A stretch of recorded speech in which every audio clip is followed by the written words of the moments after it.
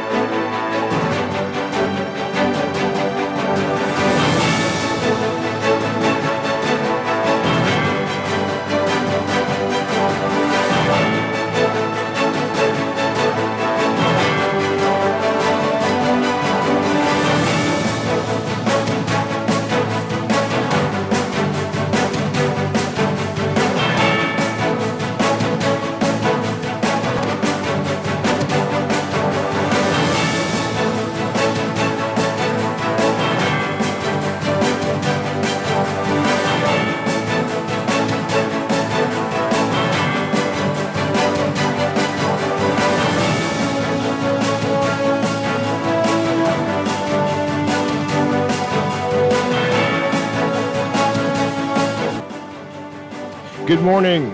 The deficit at $342 million, but the government's still projecting a $75 million surplus this year. The War Bombs Defense Force preparing for a possible influx of Cuban migrants as Marco Rubio pushes for a reinvigorated relationship with CARICOM. It's all straight ahead this morning. I'm Dwight Strachan. Blend. Wake up, it's a new day. Wake up, it's a new day. It's the start of a new way. You know that it's the start of the end of the old way. Good morning again, Bahamas. It is Thursday, February 26th. This is Morning Blend on Guardian Radio 96.9. Again, I'm Dwight Strachan. In a moment, Laverne Gardner will be joining us. Also this morning, our scheduled guest, Deputy Leader of the Coalition of Independents and Killarney candidate Dr. Veronica McIver will be joining us. And later in business, our monthly series with the SBDC, the Small Business Development Center. We are talking with them, and they've got things happening and a big announcement. That's all ahead. But first, it's time for the overnight, the latest breaking news from while we're sleeping, and the top national and international headlines this morning.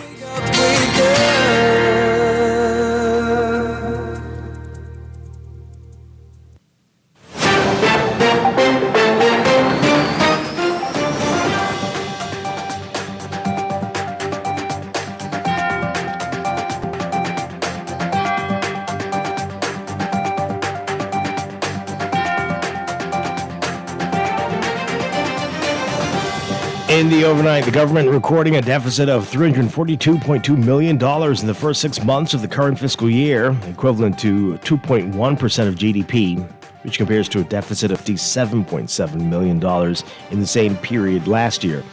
That's according to Minister of State in the Office of the Prime Minister, Leon Lundy. He revealed this in a mid-year budget review statement in the House of Assembly Wednesday. The Davis administration has projected that it will achieve a budget surplus of $75 million for the full year, which runs from July 1st through July 1st last year to June 30th this year. Lundy, speaking in place of Prime Minister Philip Davis, who was out of the country for the 2026 CARICOM Heads of Government meeting in St. Kitts and Nevis, telling Parliament that despite the first half deficit, the government remains on track to meet its full-year fiscal surplus. He said, historically, fiscal performance strengthens in the second half of the year as revenue collections accelerate and expenditure growth moderates. Former Prime Minister Dr. Jimenez demanding answers on whether the government has received any money from the sale of the Grand Lucayan Resort. Last May, the Davis administration signed a heads of agreement with the U.S.-based company, Concord Wilshire, redevelopment of the resort. The government agreed to sell the resort for $120 million. But Jimenez saying outside Parliament yesterday that he's hearing conflicting reports, saying, quote, "The only thing I can report is that when they made the announcement, the Deputy Prime Minister with confidence and authoritative voice said the money was in the bank. I checked. It's not Scotia. It's not Royal. It's not Bank of the Bahamas. If the money is in the bank, then what's the problem? Show us the money. You can show us 10 million, 20 million. You sold it for 120 million. Show us something. The Office of the Prime Minister this week shot down reports that the deal had collapsed. Concrete Wilshire also released a statement confirming that within the next 2 weeks, the company will announce the launch of development and construction activities, including 2 major cruise line destination resorts, as well as the start date for demolition exercises. As the 2026 general election draws near, Minister of National Security Wayne Munro says that biometric voters' cards are still on track to be released. Munro saying, quote, the end of this month is Saturday, and as I'm advised, the person from Canadian Banknote are in town and the first cards should be available. Munro says they're encouraging everyone to go ahead and verify and that your cards are secure, more secure, and permits you to be more transparent on the actual register. Police say that a 34-year-old man was injured after a crane fell on him. The incident happened on Fire Trail Road. Police say the man was working at the location around 1 p.m. when a crane unexpectedly collapsed, trapping him underneath. Emergency services, including police and fire services, responded to the scene and were able to get him out of there. He was taken to the hospital via private vehicle with police assistance. His current condition remains unknown, though. A woman has denied that she threatened to shoot a dispute over rent. Prosecutors allege that 42-year-old Rosemary Brown told Lottison Roll that she was going to blow his brains out when he came to her Pine Yard Road home on February 15th to collect rent. Brown pleaded not guilty to those threats of death at her arraignment before Magistrate Abigail Farrington. Her bail is set at $5,000 and she has to sign in monthly at a police station. Brown's trial is set for April 22nd. Prosecutors Wednesday opening their case against 2 men accused of shooting a man during an armed robbery at his New Providence home. Harry Deuce and Danny Lightfoot face charges of attempted murder and armed robbery in connection to the October 24, 2022 incident. They've denied the charges at their trial before Justice Wilhelmina Archer-Mins. In his opening address to the jury, Bradford McKenzie telling the 9-member jury that the prosecution would lead evidence to show that the accused shot Anthony Roll and robbed him of $250. McKenzie said by the accused as the assailants. The jury was excused after his address for the prosecution to make legal arguments in their absence. And a physician accused of illegal gun possession is trying to stop his case from being heard.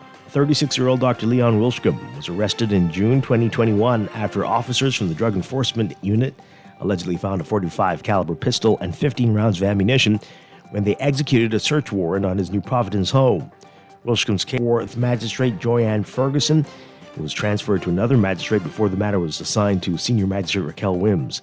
At that time, Wilschcomb's lawyer, Jeffrey Farquharson, argued that it would be an abuse of process for the trial to proceed. Wims ruled against him and her decision has been appealed.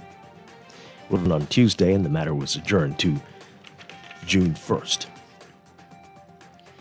The Bahamas is for the first time seeking election to the United Nations Security Council as a non-permanent member for the period 2032 to 2033. Attorney General Ryan Pinder citing the need for greater representation on small island development states.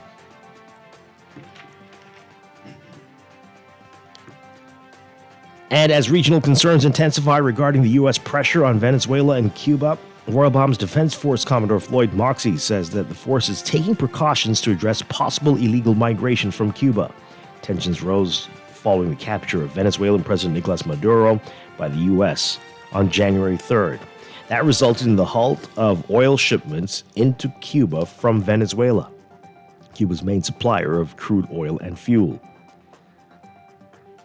According to U.S. news outlet Reuters, Washington took control of Venezuela's oil exports following Maduro's capture, and Mexico, which emerged as the alternate supplier, also halted shipments to Cuba since a fuel cargo arrived in Havana sometime in January. And emphasizing the Trump administration's focus on prioritizing previously ignored Western Hemisphere neighbors and reinvigorating relationships, U.S. Secretary of State Marco Rubio in St. Kitts and Nevis, meeting with CARICOM leaders, outlining several key areas of focus and regional partners, including security, economic advancement, and regional stability. Rubio highlighting shared hopes to confront. Overseas, Cuba's government saying late Wednesday that the 10 passengers on a boat that opened fire on its soldiers were armed Cubans living in the U.S. who were trying to infiltrate the island and unleash terrorism. The announcement coming hours after Cuba said its soldiers killed 4 people and wounded 6 others aboard a Florida-registered speedboat that entered Cuban waters and opened fire on the soldiers first, injuring 1 Cuban officer. Cuba's government said the majority of the 10 people on the boat, quote, have a known history of criminal and violent activity. U.S. Secretary of State Marco Rubio telling reporters earlier that he was made aware of the incident and that the U.S. is now gathering information, its own information, to determine if the victims were American citizens or permanent residents. The Cuban government identified 2 of the boat passengers as Amigail Sanchez Gonzalez and Leordan Enrique Cruz Gomez, who were wanted by Cuban authorities for, quote, their involvement in the promotion, planning, organization, support, or commission of actions carried out in the national territory or in other countries in connection with acts of terrorism.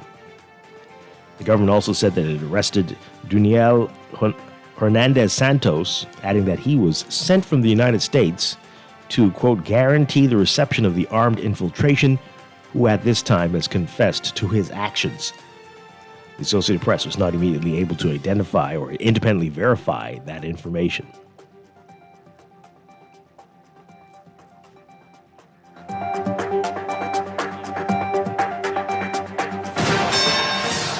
This is Sports Update.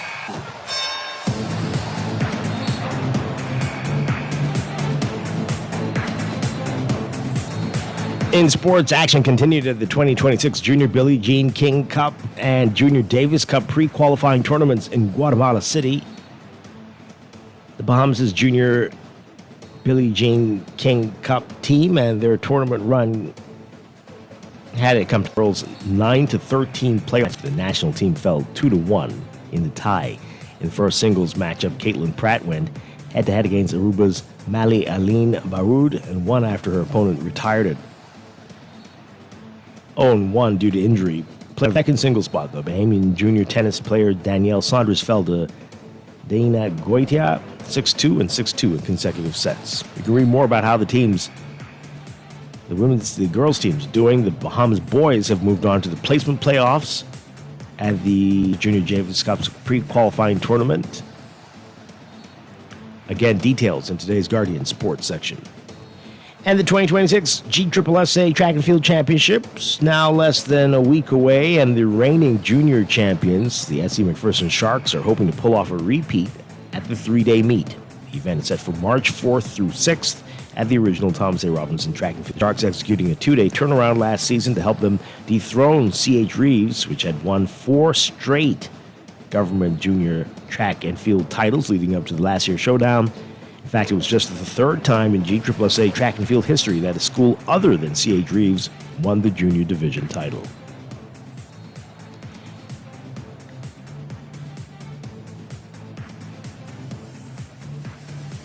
That's sports, and that's the overnight. Time for your first look at weather.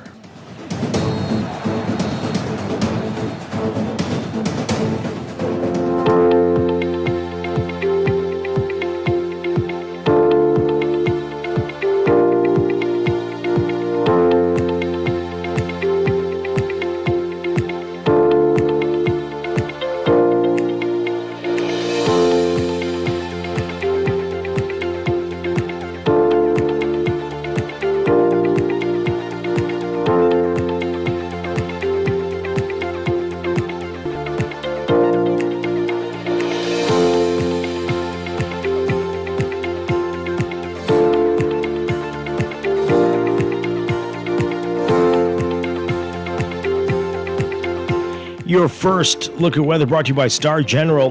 We've got residual troughing and moisture associated with the dissipated frontal boundary that's going to continue to lift northward today, bringing increased shower activity and possible isolated thunderstorms across the central Bahamas this morning through the afternoon. It's expected to extend into the northwest Bahamas by this evening and into tonight, after which that feature is going to shift east and move out of the area into early Friday. Winds are expected to be gentle to moderate. Also today, we've got a moderate to high risk of dangerous, life-threatening rip currents and rough surf across all windward and Atlantic exposed shorelines of the central and southeast Bahamas. Beachgoers and swimmers should exercise caution in these areas. Your forecast for today for the northern half of the country, we've got partly sunny to sunny conditions today, becoming variably cloudy by this afternoon through tonight. Less than 10% chance of showers this morning, but increasing to a 20 to 30% chance of isolated showers by late this afternoon for the northwest Bahamas. That'll be similar to what they're seeing in the central Bahamas today, which is partly cloudy to cloudy, and will remain variably cloudy tonight with a 10 to 20% chance of showers this morning, increasing to a 20 to 40% chance by this afternoon, with a chance of thunderstorms, a 10 to 30% chance by this evening. Southeast Bahamas seeing similar conditions, partly cloudy to cloudy, 20 to 30% chance of showers and thunderstorms this morning, decreasing to a 10 to 20% chance by this afternoon. Winds are southeast to south at 10 to 15 knots, falling light and variable across some areas in the extreme northern islands. East to southeast at 10 to 15 knots, falling light and variable times for the rest of the northwest Bahamas. Easterly at 10 to 15 knots for the central islands, and easterly at 15 to 20 knots for the southeast Bahamas. Temperatures today, we are gradually warming up. You can feel it already. High temperatures expected to be in the mid to upper 70s for the northern half of the country, around 25, 26 Celsius. The low 80s, low to mid 80s for the central and southeast Bahamas today, 27 to 29 Celsius. Overnight lows tonight in the low to mid 60s for the northern half of the country, between 16 and 18 Celsius, and the mid to upper 60s for the rest of the country, about 19 to 21 Celsius. That's your first look at weather this morning. We'll have your extended outlook coming up in just a bit. This weather check brought to you by Star General, insurance made simple. Wake up, it's a new day. Wake up, it's a new day. It is time for a break, but when we come back, we're discussing the day's top stories right here on Morning Blend on Guardian Radio 96.9, your home for fresh news and smart talk all day. Wake up, it's a new day. Wake up, it's a new day.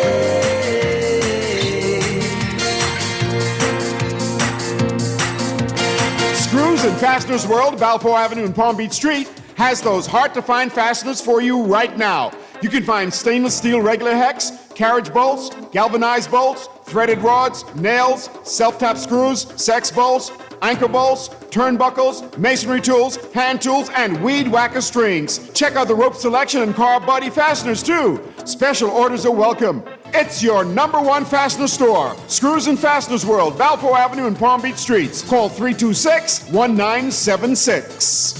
Looking to elevate your gadget game, or a tech trouble simply slowing you down? Escape to a world of innovation at Custom Computers, your go-to store for the latest cutting-edge tech. Whether you need to upgrade your life with the best from Apple and Windows, or your device needs a little TLC, the Custom Computers Know-How Store is the destination for unbeatable expertise and quality repairs. With 2 convenient locations, there's a Custom Computers near you on Patton Street in Palmdale and Caves Village, or call 396-1100. For over half a century, Hongxi has been reserved only for heads of state and world leaders. It wasn't just a car, it was a privilege.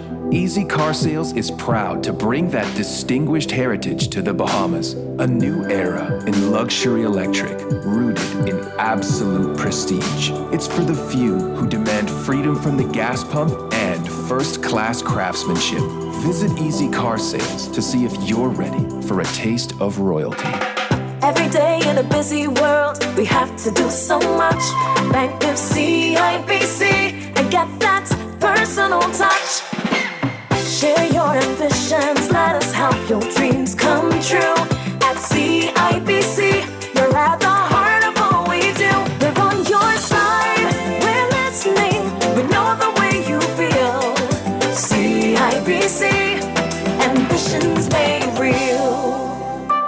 In the world of business, technology is not a choice, it's a necessity. And for businesses that demand excellence, there's only one choice for unparalleled support and cutting-edge technology.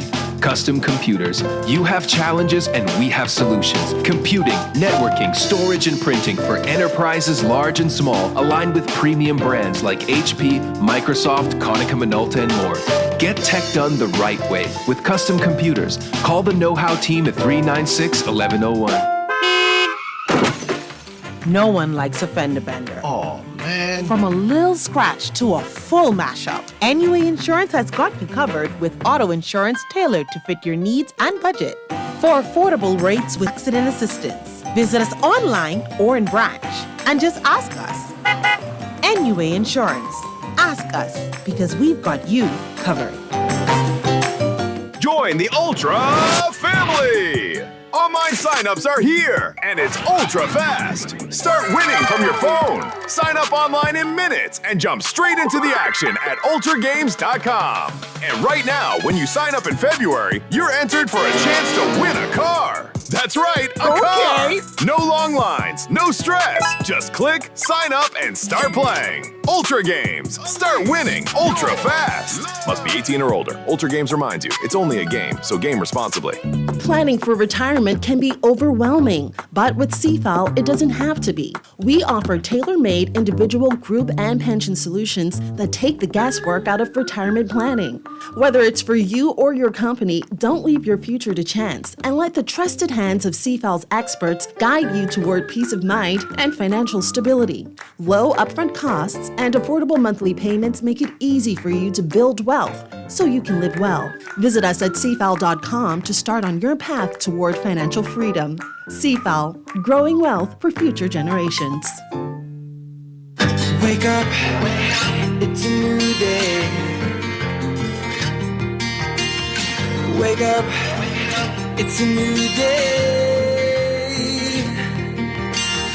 It's the start of a new way. Don't you know that it's the start of the end of the old way.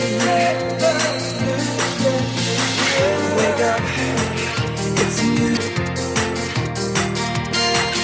Wake up, it's a new day.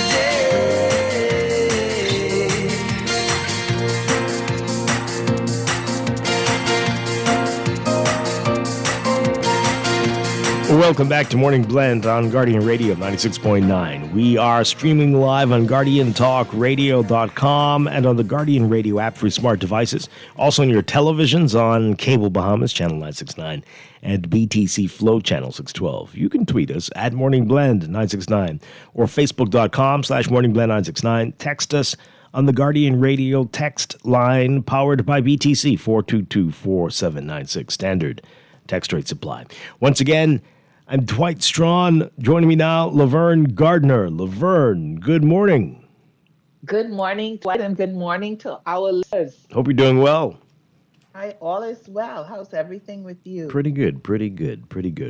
Got a lot. I have power. Hey, let's hope it stays that way. Yes. That was pretty chaotic last week. Chaotic. And you heard the culprit, this alleged culprit, is an employee of the GBPC. Okay. Isn't that something else? Yes. Wow. Okay. We got a lot of interesting stuff. Yeah. I'm like, okay. Yeah. Quite a lot of interesting stuff coming out of Grand Bahama today. We're going to get to that in a bit. But also this morning, we are scheduled to have as our guest, Dr. Veronica MacIver, who is the candidate, the COI candidate for Killarney. And she's also the deputy leader. So we're looking forward to talking with her, meeting her. And then later in business, our monthly series with SBDC now on Thursdays. We're going to be talking with Executive Director Samantha Roll about reset. What does that mean? Get into that with her today. That's all ahead. But right now, let's get into what else is in the news.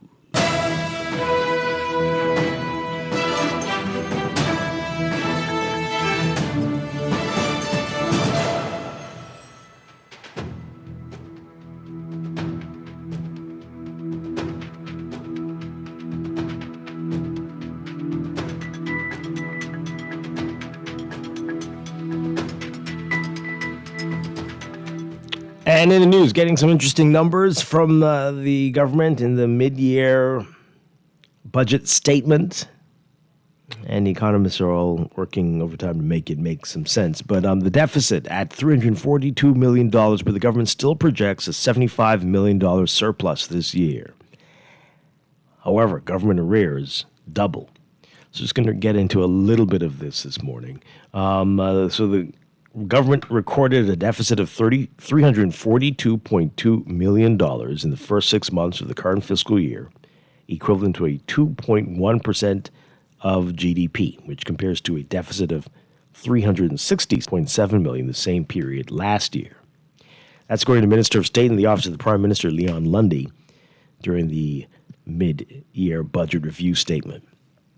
So the Davis administration has projected that it will still achieve a budget surplus of $75 million for the full year, which runs until June 30th, 2026. Lundy, speaking in place of Prime Minister Philip Davis, who's out of the country, attending a CARICOM heads of government meeting in St. Kitts and Nevis, told Parliament that despite the first half deficit, the government remains on track to meet its full-year fiscal surplus target. He said, historically, fiscal performance strengthens in the second half of the year as revenue collections accelerate and expenditure growth moderates. And the year ends in June? June, yes. Mm-hmm. And we are at the end of February? Yes, that's right. Okay. Mm-hmm. Yeah, they're going to be getting lots of money from us between now and June. Oh, and June? Yes, yes. And then, again, I tell you, the public gets... Some people in the public get unusually excited by these announcements because all it means is they're getting more money from us. But okay. Government arrears and unpaid invoices in the first 6 months of the current fiscal year doubled compared to the same period in the previous fiscal year. Yeah, you got that part? According to numbers... Government arrears doubled. And for 6 months. Yet we're on track for the surplus. Track for a surplus? Because you're not paying your bills. No, I don't know. I have no idea. According to numbers tabled in Parliament on Wednesday, the numbers show that total arrears and unpaid invoices were $241 million at December 31st, 2025. They were $122 million at 31st, 2024. While unpaid recurrent expenditure, yes, let's go to that. Those invoices declined from $82.6 million at the end of 2024 to $20.9 million at the end of 2025. Unpaid capital expenditure invoices rose from $4.8 million to $59.9 million. Another category termed arrears went from $25 million in December of 2024 to $60 million by the end of December 2025. On top of those outstanding amounts, there were the indirect amounts that the government has an obligation to pay to the tune of $100 million if the state-owned enterprises cannot pay them. Unpaid invoices for these SOEs went from $9.9 million in 2024 to $100 million at the end of December 2020. Observers of the government's fiscal affairs will likely wonder how these numbers play into a projection of a government surplus, since the government still has substantial amounts of monies owed to vendors.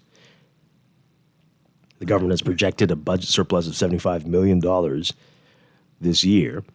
in his budget communication to Parliament last May when he presented the 2025-2026 budget communication. Prime Minister and Minister of Finance Philip Davis said, quote, "For the very first time since independence, we have finally secured the achievement of a balanced budget, more than a balanced budget, a budget with a surplus."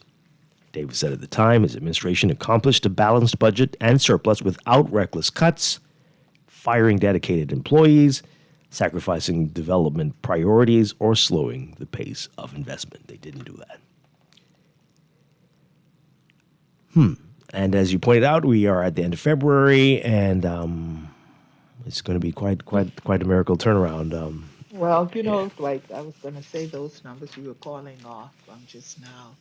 They absolutely, yeah, man.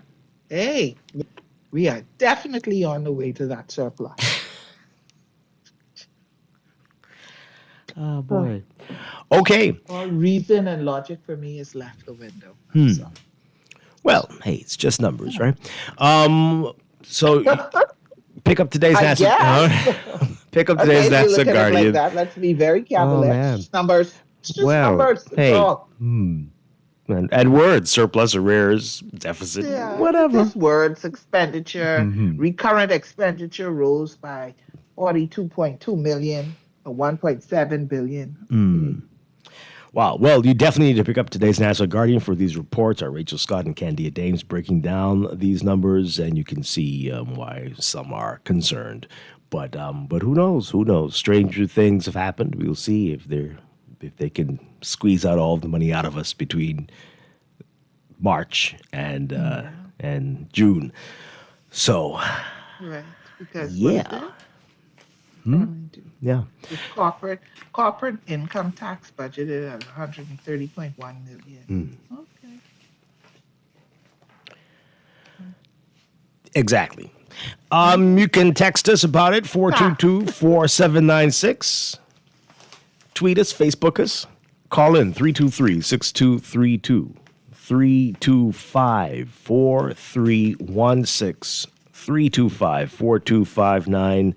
Or call us toll free, 242-300-5720. I'm going to get back to this numbers in the business section as well. But before we do, so there are a couple of stories I want to address. So yesterday we told you about this, the cross-dressing man who was posing as an attorney. Yes. And if you remember in the story, we told you that he was supposed to be back in court yesterday on other charges, child cruelty charges.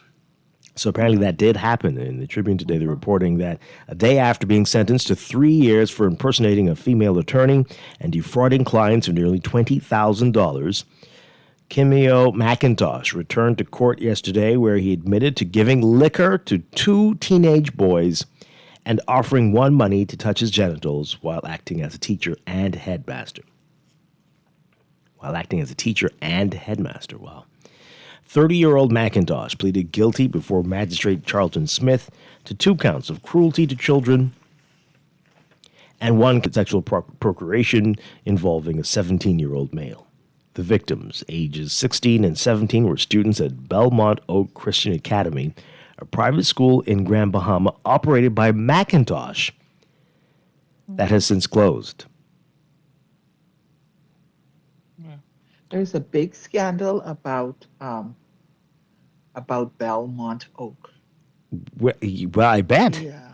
I mean, it was run that by. Was even before this part with him being a pedophile. So he wasn't involved in the school at the time? No. He was, but there was a scandal because the school wasn't registered, wasn't a proper school. And he's not a principal. He's not a principal. They were having classes somewhere, but they weren't. It was just a huge thing. Was he a female principal or a male principal? At the time, he was a male principal. Oh, that's interesting. Okay. Yeah, he was a male principal. He was acting as I don't know. I don't even know what to say. Right. He was acting as a principal. That's what I wanted to say. I don't want to say he was acting as a male. As a male, he was acting as a principal. He was a male. Who was a male? He is a male. He is a male. Acting as a principal. Right. At this school. But okay. there was a big thing because, like I said, the school wasn't registered. They weren't having proper classes and where they were supposed to be having classes. There was one thing they were having classes in a space where they had just said that they wanted to rent the space to have a meeting. And yeah. Wow. Okay. So the story goes on, Laverne. So the court heard that the offenses occurred between September 25th and September 26th, 2024, when McIntosh provided intoxicating liquor to the boys and later tried to procure sex from one of them. Wiping tears from his face, McIntosh stood before the magistrate, pausing to regain his composure. At one point, his mother, who was seated in the courtroom, stood up to console him, but was immediately told by the prosecutor to have a seat. The court heard that between September 25th and September 26th, 2024, McIntosh gave the intoxicating liquor to the two boys in a manner likely to cause ill treatment. On September 26, 2024, he attempted to procure unlawful sexual intercourse with the 17-year-old student. According to prosecutor Danico Turnquest, the matter came to police attention on September 30th, 2024, when the victim's mother, accompanied by her son, reported the matter to the Criminal Investigation Department. In the presence of his mother and a social worker, police interviewed the teen, who said the school's headmaster had given him alcohol and offered him money to touch his genitals. During investigations, the police went to the Castaways Resort, where they recovered a photograph and a black vehicle, a 2015 vehicle, reviewed surveillance footage, and took multiple witness statements. McIntosh was later arrested and interviewed under caution in the presence of an attorney, during which he denied the allegations and refused to answer questions. McIntosh's attorney, Benjamin McKinney, told the court that he pleaded guilty at the first opportunity, saving the court time and a lengthy trial with some 15 possible witnesses. He noted that while he has prior convictions, he does not have convictions of a similar nature in reference to the current charges. Well. Oh, okay. Oh, boy. Okay. Well, because he's very original in his criminal activities. Everyone is unbelievable than the one before, and very different in nature. So counsel also noted that McIntosh accepted responsibility and wished to apologize for his actions. He asked that any sentence imposed run concurrently with a sentence handed down the previous day for unrelated fraud offenses. Right. Wow. Prosecutor Turnquest urged the court to impose the maximum sentence, saying, quote, "The offenses are serious and the victims in this matter are vulnerable minors, and the defendant at the time the offenses were committed was acting in the capacity of a teacher or headmaster to the students." He also noted that McIntosh had previously absconded after being granted bail. Yeah. Wow.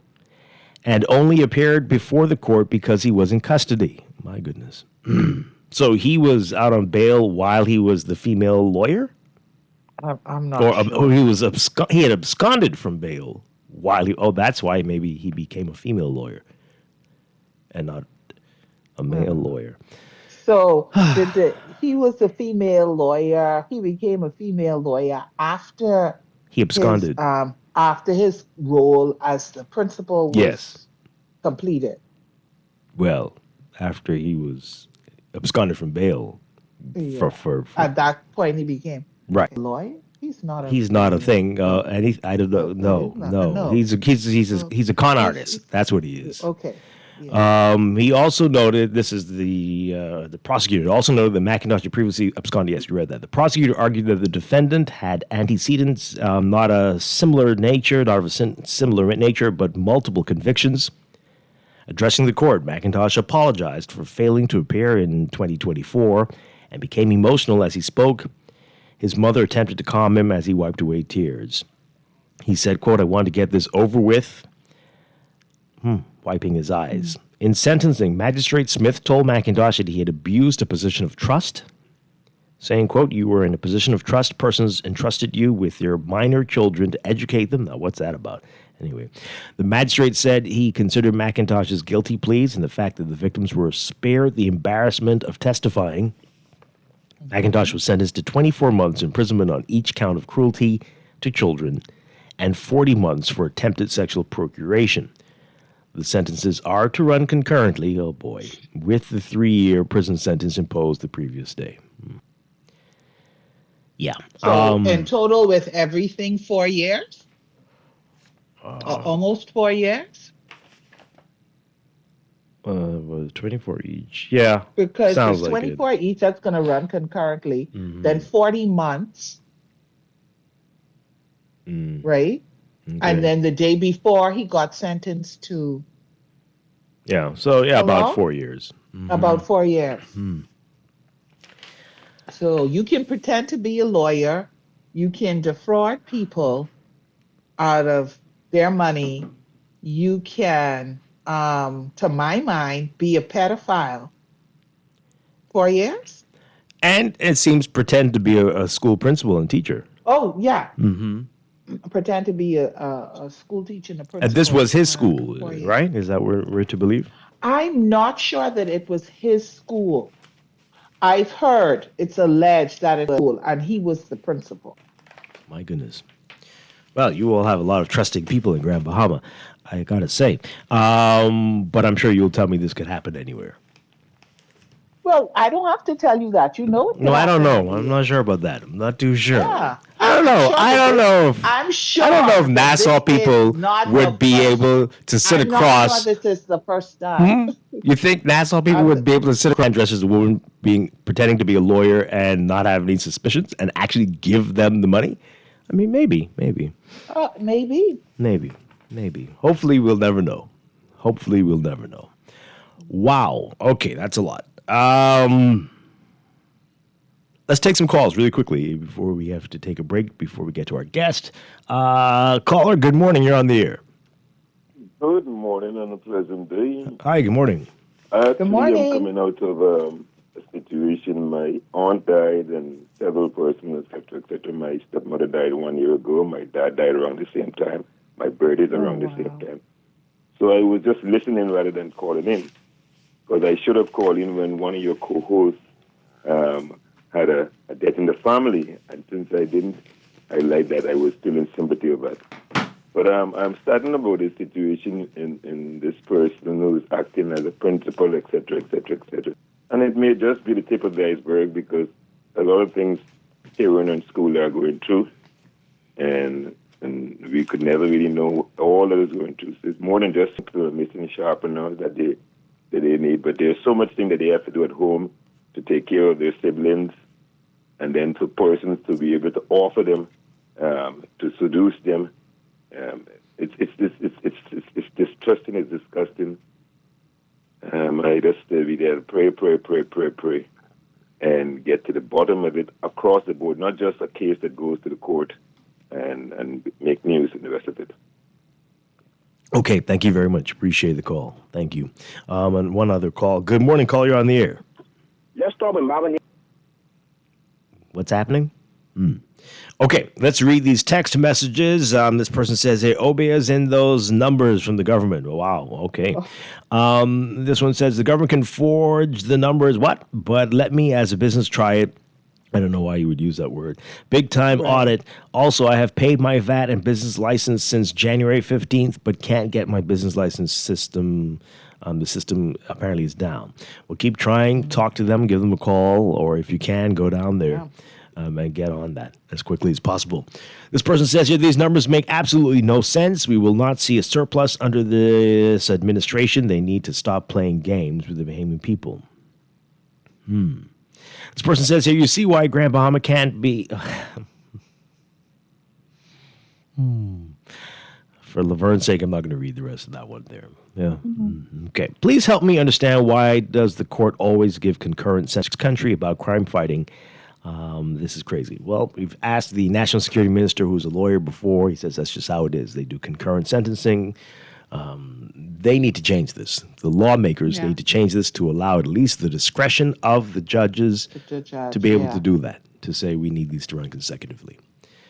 I don't know if it's because of overcrowding in the prison. I don't know what the reason is, but I do think it doesn't send the right message. Doesn't send the right message. This person, how do you get the principal job? Well, how do you get a school? How do you write anybody? It seems almost anybody can have a school now. Well, clearly in that instance, I mean, and I'm just saying this based on the report and when everything came out, they just opened a business. They didn't have any licensing or approval from NACOB or Ministry of Education, any of that. And the willingness of parents to send children to schools they've not verified, terrifying. It's very scary. Yeah. Do your research, folks. Do your research. And without, like I said, I think part of the reason maybe that parents were willing to do it was because the persons or people who, it wasn't his school as I understand it. So whomever was or had organized the school, there was a level of trust because they were associated with the school before. So, kind of way, like I'll just use you as an example. If you say that you have a radio station and people decide that, oh yeah, we're going to advertise with Dwight because we know that he used to be a Guardian. And so that was an abuse of trust for the proprietor. But would you in this example actually hear the radio station? Would you be able to hear it and see a studio? And sure. These students. Or do I have to send you a link? Right. Even if you say you're going to send me a link, I want you to, even though that typically I would question that, right? If it was a stranger. But if I know you or I'm familiar with where you used to be, I'm more likely to accept the fact that you're going to send me this link. Mm-hmm. So, you know what I mean? Okay, but that's why I'm saying, for some parents, it was the fact that they were familiar with who was promoting it and saying, okay, this is a new school because they knew them from being at another school. Well, I'm quite curious to see the resume that was handed to this person you're talking about from the person who was posing to be the headmaster. I'm sure that there got was them no the job. resume. What? So how did that happen? I'm just saying that, right? Because I feel like they're both con artists. But anyway. Oh. Right, okay. So. Oh, wow. All right. Well, there you go. This person says, it sounds like Macintosh has serious mental issues. The whole thing is crazy. The whole thing about this man is crazy. Yeah, it's quite a story. I keep saying it. I might do it myself. Bahamians, there's no reason for us to be struggling economically. We've got 1 million store country. That's a movie. That's a blockbuster movie right there. That's a best-selling book right there. I'm giving you an idea. I've helped you to make millions. Write these stories. Write the screenplays. Sell them to Netflix or Lifetime or whoever, because that's a movie that millions around the world would want to watch. You can thank Dwight later. Send a little bit of your royalties or something. I don't know.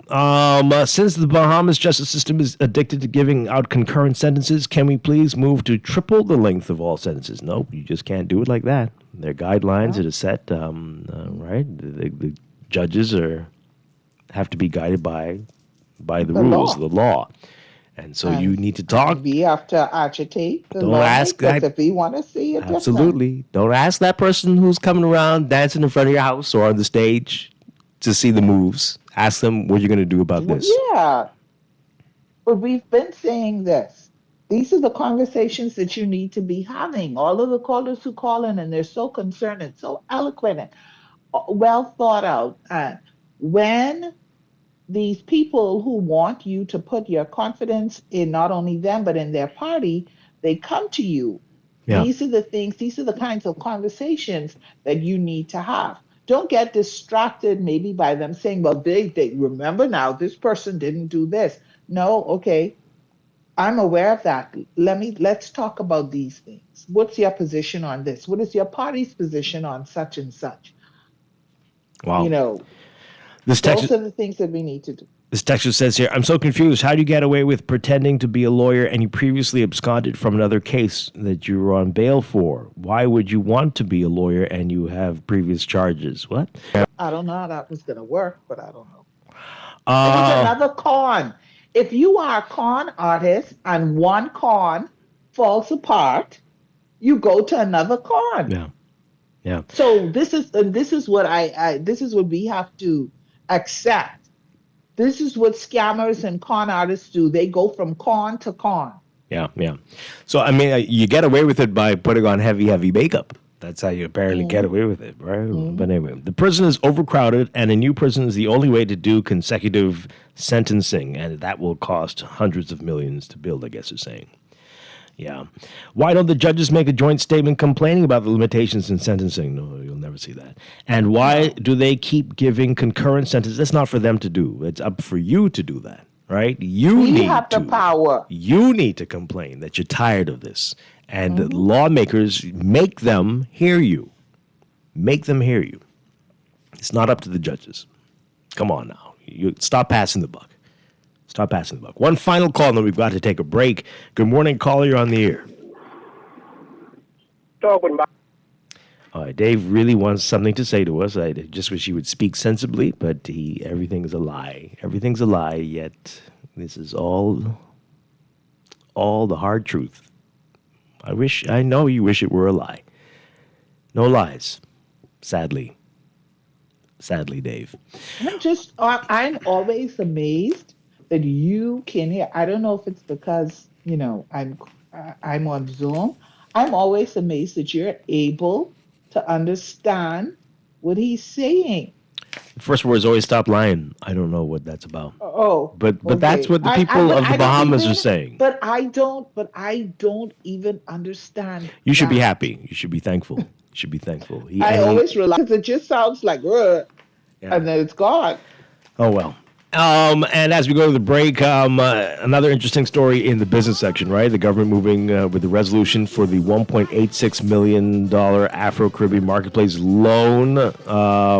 But it was interesting trying to understand what this was about compared to, wasn't there funding provided from Afro-Exim Bank for this? I thought there was funding from Exim Bank. Mm-hmm. So I'm confused. Mm-hmm. But that's how I was confused about the airport thing, remember? Yeah. There was funding, there was a public-private partnership, and then the government was getting funding, and then there was a whole, mix-up of wording, and we're going to be using some of that funding that we got when the Prime Minister's in Great Britain. It's like, and I'm saying, am I the only one hearing this? Because I thought that there was funding already. No. Well, according to Grand Bahama Minister Ginger Moxie, the $1.86 million will be used to engineer the bankability of the project, reduce implementation stage sovereign exposure. What does that mean? Invite in private capital, and enable structured trade corridor development. We got to write to English. We'll do that during the break. I don't understand. This is Morning Blend. When we come back, we're talking with COI Deputy Leader and Killarney candidate, Dr. Veronica McIver. This is Morning Blend on Guardian Radio 96.9. All the breeze, all the creeks, all the hills, all the sand, all the trees. Oh, tell me why. Tell me why. He made these islands. Tell me. If the good Lord never liked these islands best, tell me why they are so pretty. This is Guardian Radio 96.9 FM, streaming on GuardianTalkRadio.com and the Guardian Radio app. Nassau, Bahamas. I'm Marcela Sanchez with an AP News Minute. Bill and Hillary Clinton are set to testify in a House investigation into Jeffrey Epstein today and tomorrow. There's no evidence of wrongdoing by the former president and former Secretary of State. Meanwhile, the Justice Department says it's looking into whether it improperly withheld documents from the Epstein files. This comes after several news organizations reported some records involving uncorroborated accusations made by a woman against President Trump were not among those released to the public. In California, the FBI served search warrants yesterday at the Los Angeles Unified School District's headquarters and the home of its superintendent, Alberto Carvalho. The FBI also searched a third location near Miami, where he previously led the public schools. Federal officials would not give details about the investigation involving the nation's second-largest school district.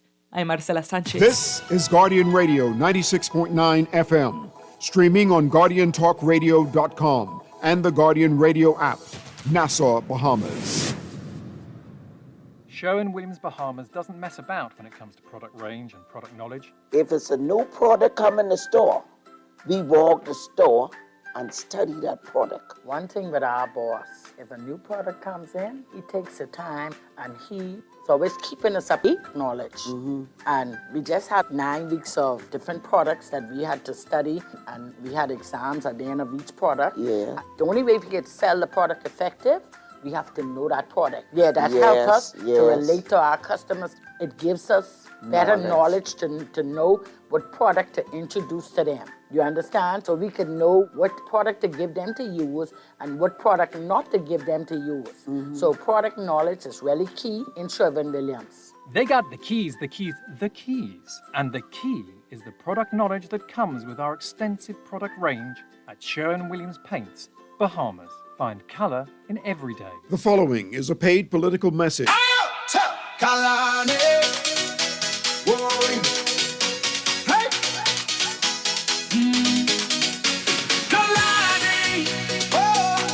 The future is brighter.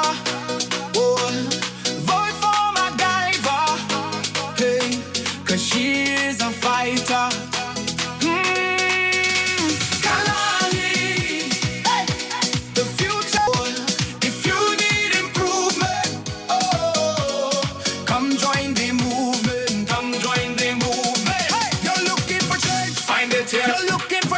Find it here. You're looking for truth. Find it here. Vote for MacGyver. She's here for you. See everybody in Galane. Change is here. Hey, hands in the air. Everybody in Galane. Vote for MacGyver. She is a fighter. That was a paid political message. For fast, reliable, and impactful printing services, look no further. Let Printmasters bring your masterpiece to life. We stand by our quality products that is second to none. Our affordable pricing and friendly, efficient staff makes Printmasters the ultimate choice for all your printing needs. We can deliver any type of printing services, from banners to booklets to business cards. You name it, we can print it. Let Printmasters bring your masterpiece to life. Located in the Nassau Guardian Building, telephone 302-2361. No one likes a fender bender. Oh, man. Mashup. NUA Insurance has got you covered with auto insurance tailored to fit your needs and budget. For affordable rates with free on-site accident assistance, visit us online or in branch and just ask us. NUA Insurance. Ask us, because we've got you covered. This is Guardian Radio 96.9 FM, streaming on GuardianTalkRadio.com and the Guardian Radio app, Nassau, Bahamas. Kalani. Hey. Kalani. Oh, the future is brighter. Oh, vote for my Guyver. Hey, 'cause she is a fighter. Kalani. Hey, the future is bright. Oh, if you need improvement. We are back with Morning Blend on Guardian Radio 96.9. Dwight Strachan along with Laverne Gardner, and I can tell you, if you won elections based on your jingle or song, Dr. Veronica MacGyver would be maybe the Prime Minister Prime Minister of the Bahamas. But she is the deputy leader of the Coalition of Independence, the COI, and the Killarney candidate. Dr. Veronica McIver, good morning. Great to have you with us. Good morning, and good morning to your co-host, Laverne. And good morning to everybody in Radio Land. Great to have you with us. And Dwight, if people were in your studio, they would see me dancing to that jingle. Well, we're going to get our video stream up, and people will see you there. But great to have you with us. Yes. Good morning. Tell us a little bit about the jingle, how that came about. Right. Well, I knew I wanted to give a message out to the Bahamian people that we need change. And so who do I called to my niece. My sister's daughter, everybody knows Gandhi Pinder. Okay. Gandhi Pinder is very popular. And she got me the hookup, and I say, let's go. And we started to talk about what message we want in the song. Excellent. And then we came up with a 60-second, a 30-second, we did different songs. But that one we kind of liked the best. Yeah. And I found myself dancing with it. And everybody does. A couple people say, hey, your song is good. I find myself dancing to that too. So I say, hey, we got a right one. As the young kids say, it slaps. It's pretty cool. And we appreciate hearing it every morning. It's been running Thank you. On the station. Okay, so tell us, who is Dr. Veronica McIver? I am a patriotic woman. Let's start off with that. I believe in my country. I love my country, and that's why I am in the position I'm in now, fighting for what I'm fighting for, to make Bahamians first. I am a professional. I'm a retired professional. I got my DMD degree from Canada and Florida. That people know what that is. Doctor of Dental Medicine. And I was practicing for about 36 years, and I have 2 wonderful children. And I have 3 beautiful grandchildren. So that pretty much sums up me. All right. Wonderful. All right. So let's talk about it. You're a patriot, you say. Tell us about your association with the COI, the Coalition of Independence. Why the COI? Well, let's go back. I'm kind of like a data-driven type of person. When I used to go to work in the morning, I used to have to pass through some of what we consider to be over-the-hill areas. And it used to depress me with the images that I saw. And so I started to do a little research, and I found out that in 2001, the poverty rate was 9.3%. In 2013, the poverty rate increased to 12.5%. Listen to this. In 2017, the poverty rate increased to 14.8%. Wow. Now, I'm still waiting on the poverty rate for after the PLP got in from 2021. I think they're withholding those statistics. I would assume that it went up because people are very much in need. A lot of people are still hurting. This is across the country, or this is a specific area? No, this is across the country. Across the country, okay. So looking at that data, and I'm a very data-driven person, because in order to effect policy, you have to have your data. If your data is telling you that poverty is increasing over all of those years, what does that tell you? We're going in the wrong direction.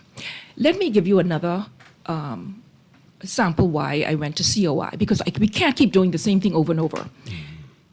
From 2021, when the PLP got in power, the GDP per capita was about right around there per capita, right? The GDP.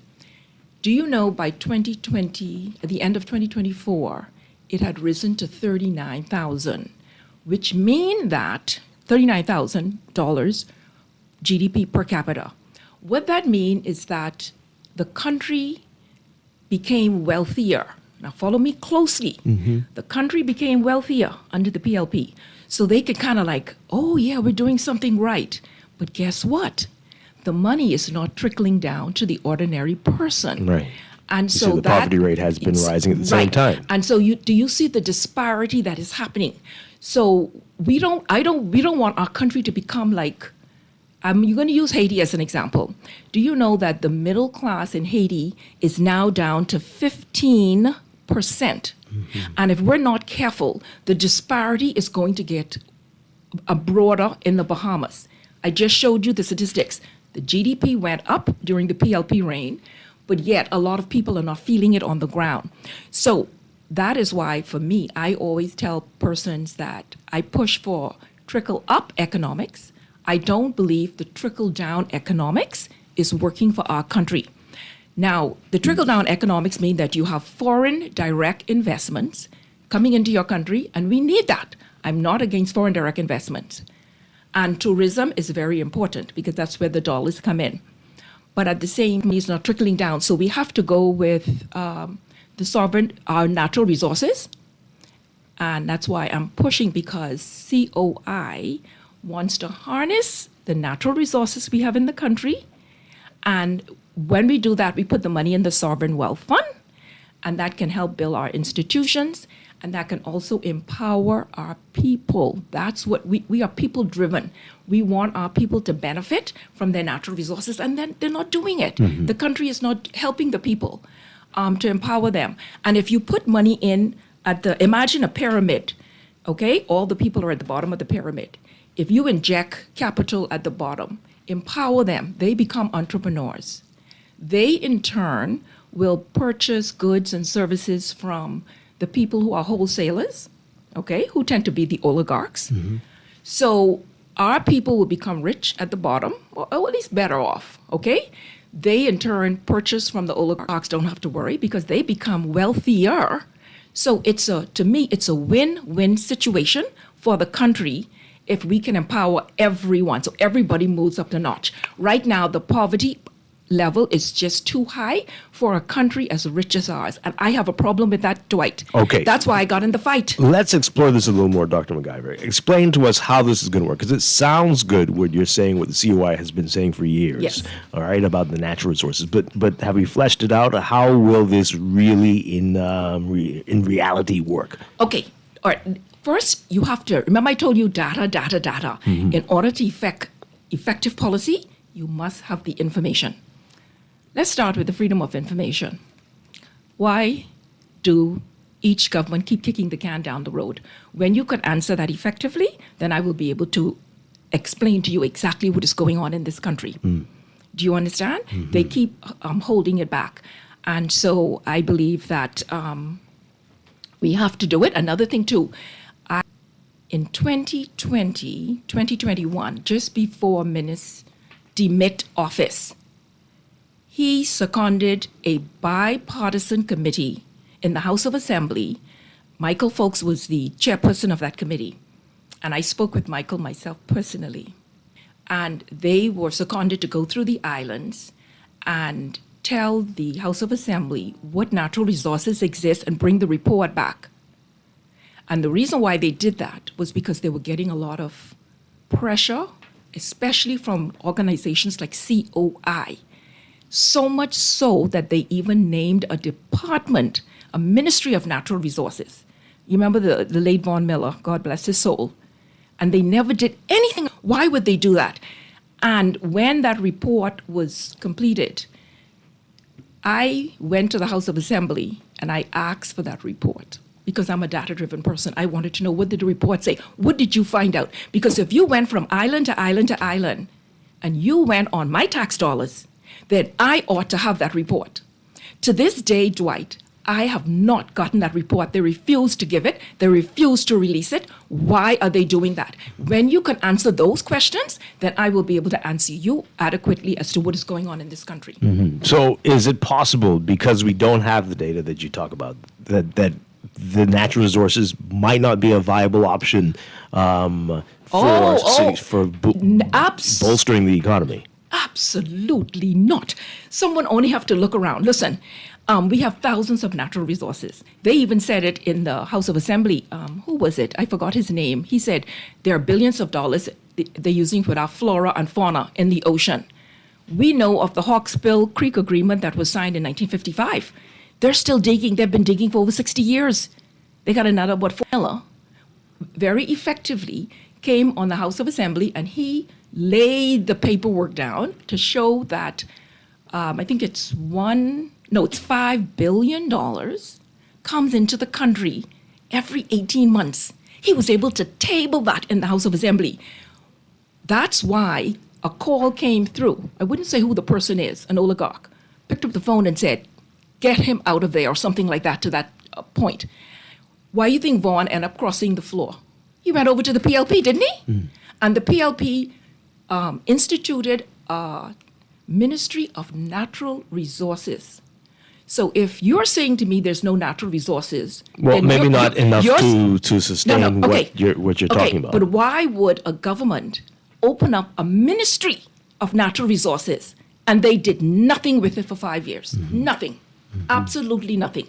When one day when Vaughn Miller was on, Shanique Miller, he ended up saying, when she asked him a tough question, he said, well, that's kind of complex. So that goes back into the office of the Prime Minister. Something is wrong. They're hiding it from us, and it is there. Nobody wants to talk about it. Everybody's very tight-lipped. Hubert Ingram and Perry Christie are very... You ever notice back in the early days, anytime the question was put to them, they were very evasive in their answers, always very evasive. Something is wrong. Our leader, Mr. Lincoln Bain, just came back from South Andros. And I couldn't believe they were on a site and they picked up this rock. And they said that this rock, Dwight, do you realize I've been living in Nassau all these years? I didn't know we had granite in Andros. Did you know that? Is it verified? I mean, did they Yes. check it and make sure that's what it was? It is granite because I spoke with other persons who, when they were doing a project in Andros, they said that the teeth of the backhoe or whatever, they were wondering why the teeth were getting all, broken up or whatever, like wasn't effective.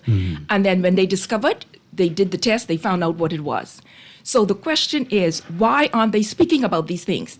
And that's why a lot of people, when they say they want to do certain projects, they would be very tight-lipped. They would want to take this piece of land and use it because the land that we're walking on is more valuable than our houses sometimes that's sitting on it. And so this is what they've been hiding from the Bahamian people for so long. But the time has come when there's got to be a change. It's got to be a change. We've got to go to the news. Laverne, I know you have a question as well. We have a lot to talk about with Dr. Veronica McIver. We're going to get into that right after we get back from the news. This is Morning Blend on Guardian Radio 96.9. Stay with us, folks. My beautiful islands. I tell you, if the good Lord never goes on holiday, tell me why the Bahamas. If the good Lord never used to come this way, tell me why.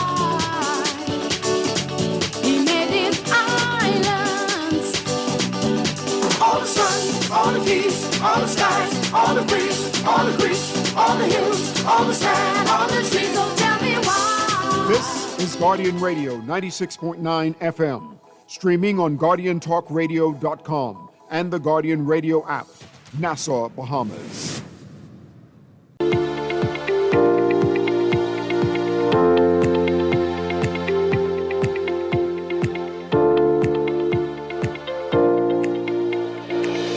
Welcome back to Morning Blend on Guardian Radio 96.9. We are streaming live on GuardianTalkRadio.com and on the Guardian Radio app for smart devices. Also on your televisions on Cable Bahamas Channel 969 and BTC Flow Channel 612. You can tweet us at Morning Blend 969 or Facebook.com/Morning Blend 969. Text us 4224796. And now at 8:23. It is time for another check of your weather for today, brought to you by Sherwin-Williams. So we've got residual troughing and moisture associated with a dissipated frontal boundary that's going to contain low activity and possible thunderstorms across the central Bahamas this morning into the afternoon. This is then expected to extend into the northwest Bahamas by this evening into tonight, after which the feature is going to shift east and move out of the area overnight into early tomorrow. Winds are expected to remain gentle to moderate. But lingering moisture combined with warmer southerly winds under a ridging pattern will allow for a few passing showers by Friday, with breezes becoming light and variable We've got another weak cold front, though, expected to move into the northern Bahamas late Saturday. That's going to bring some showers and isolated thunderstorms across the area before eventually moving into the central Bahamas by Sunday evening.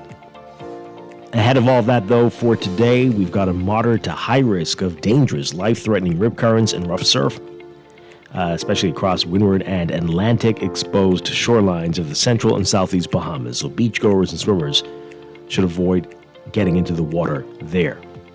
For today, for the northern and northwest Bahamas, look for partly sunny to sunny conditions today, becoming variably cloudy by this afternoon through tonight, with an increase in shower chances for the northwest Bahamas by late afternoon. For the central and southeast Bahamas today, partly cloudy, becoming variably cloudy tonight. Elevated rain chances for the central and southeast Bahamas today before decreasing by later in the evening.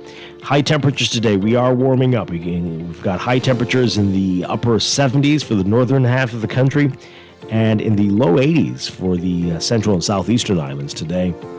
Low temperatures tonight in the low 60s, low to mid 60s for the northern half of the country, and the mid to upper 60s, even low 70s for the central and southeast Bahamas.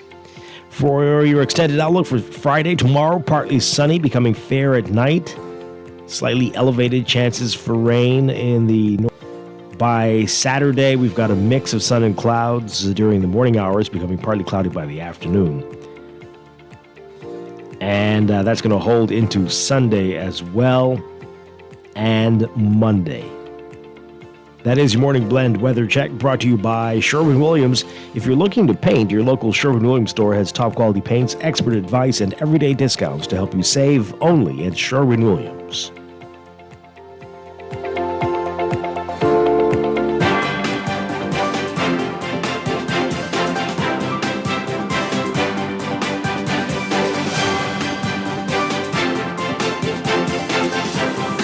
And time for your check of traffic, brought to you by Easy Car Sales, inviting artists to design a full wrap, artists and all creatives to design a full wrap for their new Hongxi all-electric SUV. Create your mobile masterpiece and enter the electric canvas competition to win $5,000. Visit easy242.com to find out more. The deadline is fast approaching. Deadline's on the 28th, so get cracking now. In your traffic alert, a reminder of the work that's going on in a number of spots. We've got milling and paving work on Flamingo Drive from Sunset Drive to Carib Road. That's mainly between 9:30 a.m. and 2:30 p.m.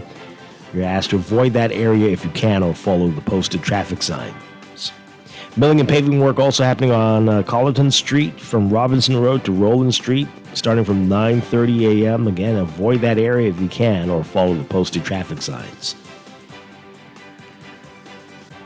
In your real-time traffic, got a number of hot spots for you. We've got Milo Butler Highway as usual, heavy traffic from just north of Fire Trail all the way up to Tonic Bloom's Darling Highway. In fact, south of Fire Trail, you see some slow-moving traffic there as well if you're heading northbound, and quite a bit of congestion on Faith north towards Fire Trail. Then we've got that northbound traffic extending all the way into New Providence Highway, especially near Sports Center Road and the roundabout there, and on the way to the six-legged roundabout. Slow-moving traffic on the eastbound side of the six-legged roundabout, that's John F. Kennedy Drive, and southbound on New Providence Highway as well. And at Saunders Beach, you're going to be seeing heavy, slow-moving eastbound traffic as you approach New Providence Highway, and that's going to continue east of that area near Arawak Key and east of Arawak Key. More heavy traffic as you get into downtown near Nassau Street. Then we've got Prince Charles Drive and Robinson Road, the heavy traffic, especially from Beatrice Avenue straight through to Robinson all the way up to Marathon and East West Highway. Eastern Road as well, just east of Fox Hill and Johnson Roads. You'll see that slow-moving westbound traffic at this hour. Those are your hotspots right now. And that's your real-time traffic, brought to you by NUA Insurance Agents and Brokers. Reminding you that they've got coverage you can count on. Your partner for smart motor insurance and advice that puts you first, whether you're at home or on the go. Getting an instant motor quote is easy. Just give them a call or visit your nearest branch or log in anytime at nuainsurance.com.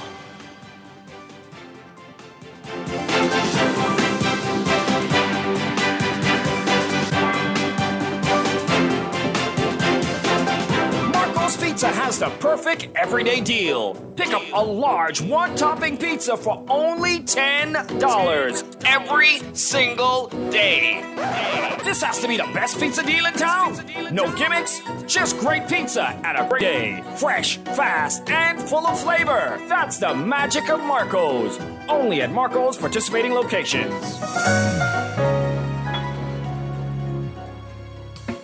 Struggling to find your financial rhythm? Make that move to Fidelity and let us help you orchestrate your financial goals into perfect harmony with free financial coaching sessions. Make that move today. Call 356-7764. Fidelity, we're good for you.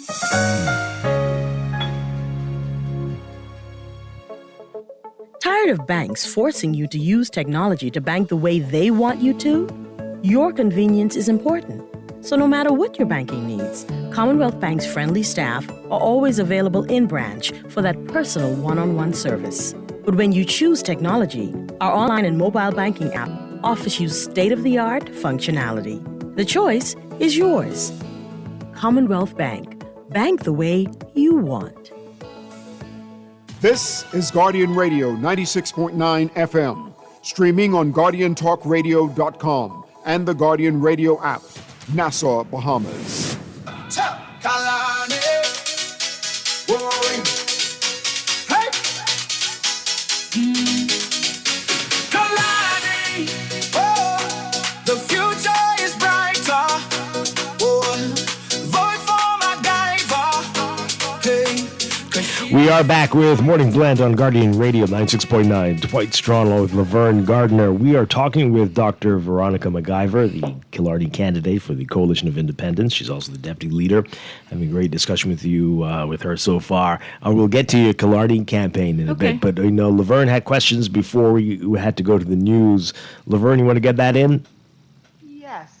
Good morning again, Dr. MacGyver. I just wanted to go back to what you were talking about in reference to natural resources and saying that there was a discovery of granite.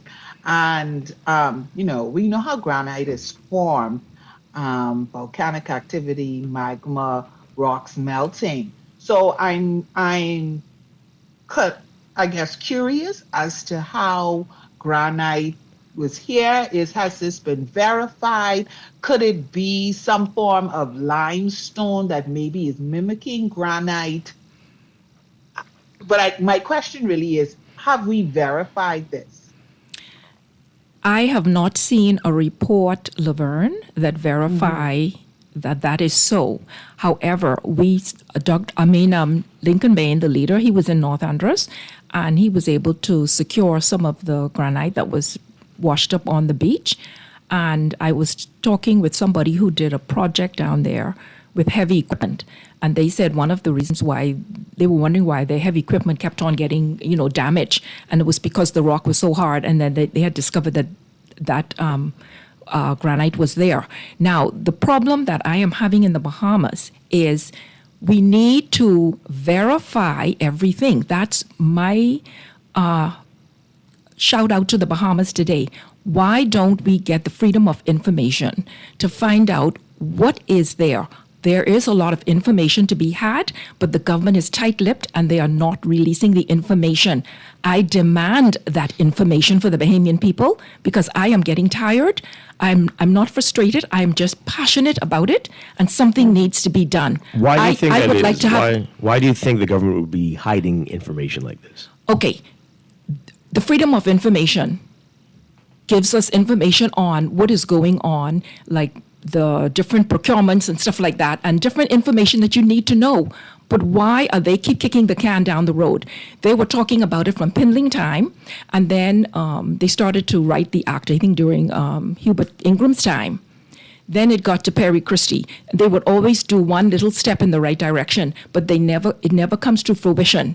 Minnis had even suggested, I forgot the name of the gentleman, he's an attorney, to be head of that department. And then when it got to the PLP era, this era, we needed the funding to bring it into fruition. And his name is Thompson, he's an attorney. I spoke with him one day, I think it was last year, and he said, He just shook his head. I don't want to say exactly what he said, but it's not good, okay? But again, why that hide the department, information that department is, to me, is now non-functional because the government doesn't want to put the money into it for the freedom of information. What are they hiding from the Bahamian people? To go into parliament. They are our servants. Do you know what a servant is? A servant is supposed to help the people, and they are not doing it. They are dictating to us what should be. They are there to serve us. If we ask you certain questions, you are supposed to answer it. So why you answer me that? I Strawn, really can't. why are they hiding it? But I mean, so who would be benefiting? Why would they keep information like that from the public? What would be the end goal for that? Exactly. That's why there's no reason for it. That's why I'm asking the Bahamian people to vote them out. We need change in that parliament. And if I sound passionate, I am.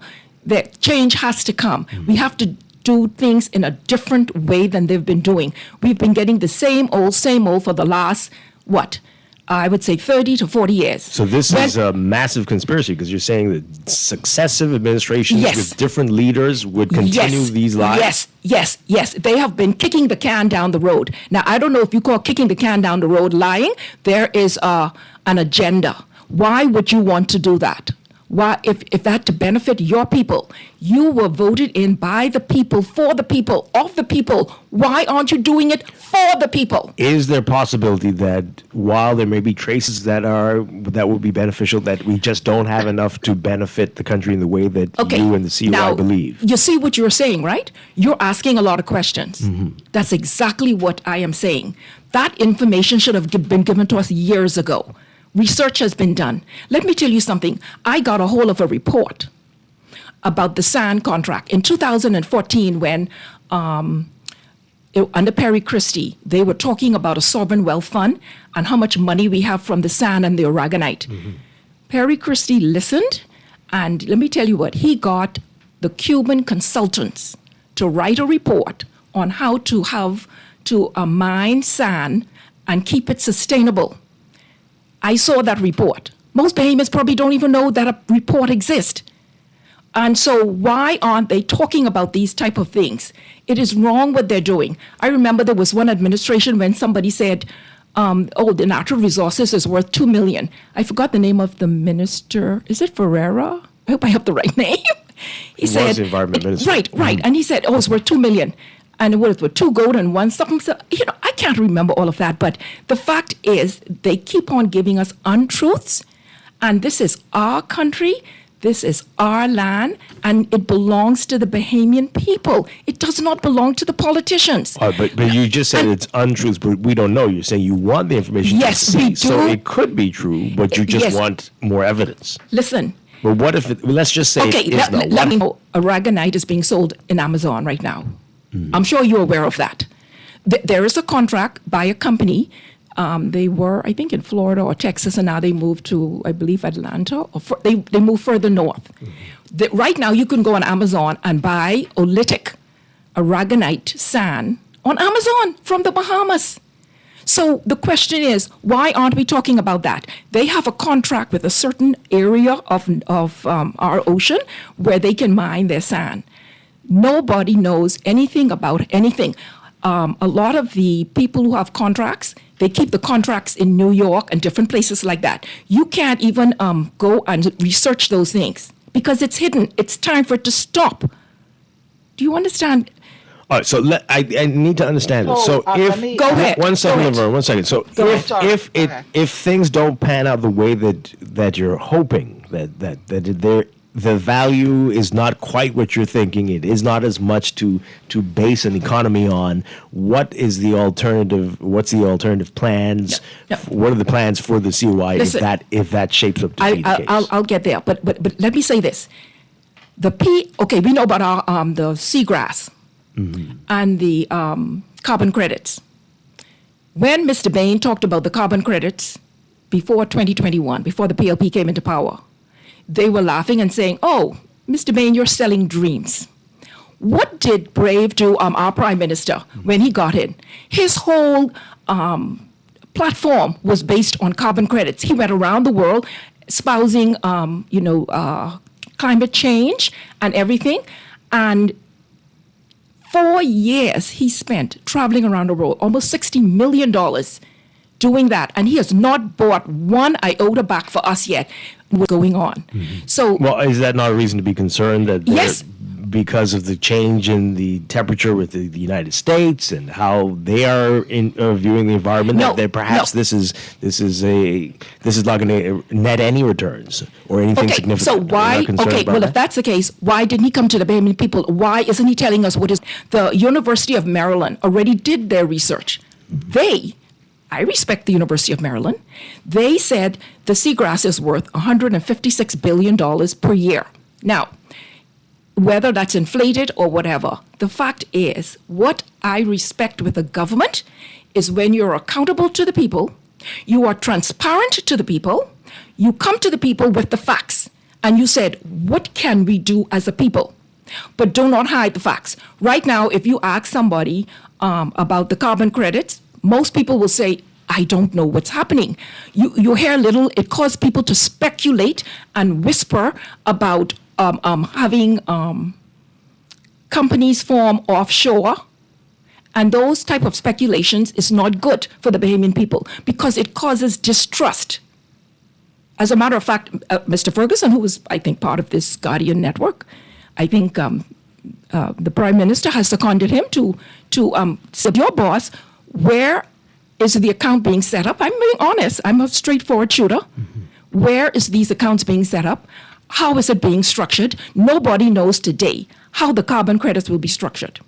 As a matter of fact, the act that they had written on the carbon credits, it's almost like a firewall that if you are part of this committee or this board, you cannot even speak out, because if you speak out and let the Bahamian people know what was being said around this board, you will have to pay a $100,000 fine or 5 years in jail. What kind of nonsense is that? What are you hiding from the Bahamian people? Laverne, your question? They need to stop it. My question was, Dr. McIver, based on COI's research and information, it is your belief, it is your party's belief, your leader's belief, that everything that you put forth in terms of carbon credits, in terms of aragonite, any other natural resources, the information that you discovered during your research is more than enough to fund to do exactly what it is that your party has said that can be done, will be done if they become the governing party. Yes, let me say this. We need the freedom of information, because remember I said at the beginning of this show, in order to make effective policy, you need that. After saying that, if when I get into the chair, a lot of the contracts and everything will be put before us, okay? There are lots of things that has to be changed, lots of skeletons in the drawers and everything. We have to look at that, and I believe a lot of money is being wasted in areas where we can use that more wisely, okay? So right now, I am the Shadow Minister of Health for the hospital, and a lot of the equipment, allegedly, some of them are expired. A lot of them are broken down. Where is, you know what I could do with $60 million that he went traveling around the world and he can't produce anything for that? You know what I could do with $60 million at that hospital to help my people heal? I could buy a lot of equipment for that. And that's why I'm upset. It's the accountability and the transparency that we're not getting from these governments. And I could tell you one thing, and I'm going to take the opportunity to say that the FNM and the PLP are two sides of the same coin. I'm going to take that opportunity this morning to say that. What are some of the other positions of the COI, Dr. McIver? Where do you stand on some of the other hot issues in the country? Well, like I started out by saying the Sovereign Wealth Fund is probably it's one of our top priorities, because 196 countries all around the world have sovereign wealth funds. It's been working. Norway, it's been working. So I wouldn't expound on that too much longer. But that is something that's mandatory for the Bahamas. You do agree with that? Okay, of course, immigration. Immigration is a hot topic item. Yeah. So immigration is number one. Let's talk about that. What specifically, what is the COI's position on this? Right. What needs to change? What's working? What's not working? Transparency. accountability.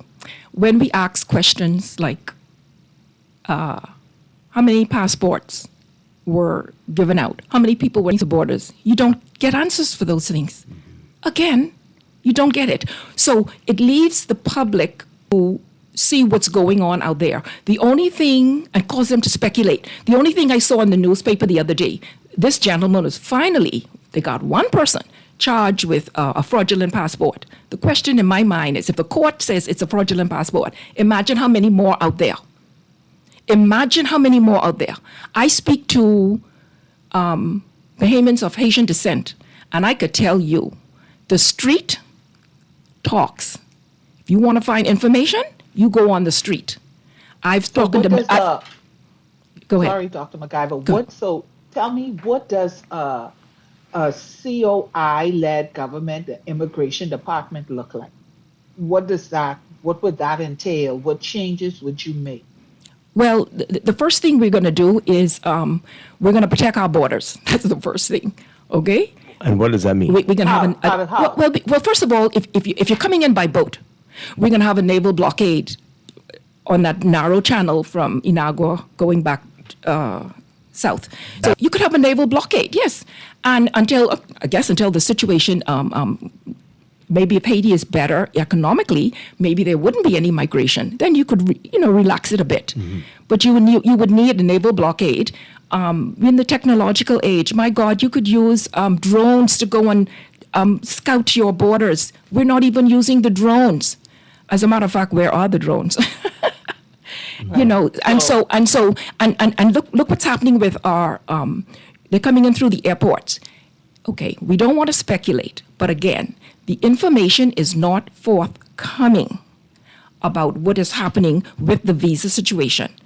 I can tell you, I am on the streets. I am talking to people and they're telling me how it's done. I cannot go. Somebody say, why don't I go to the police? When you go to the police... What are they telling you? What's happening?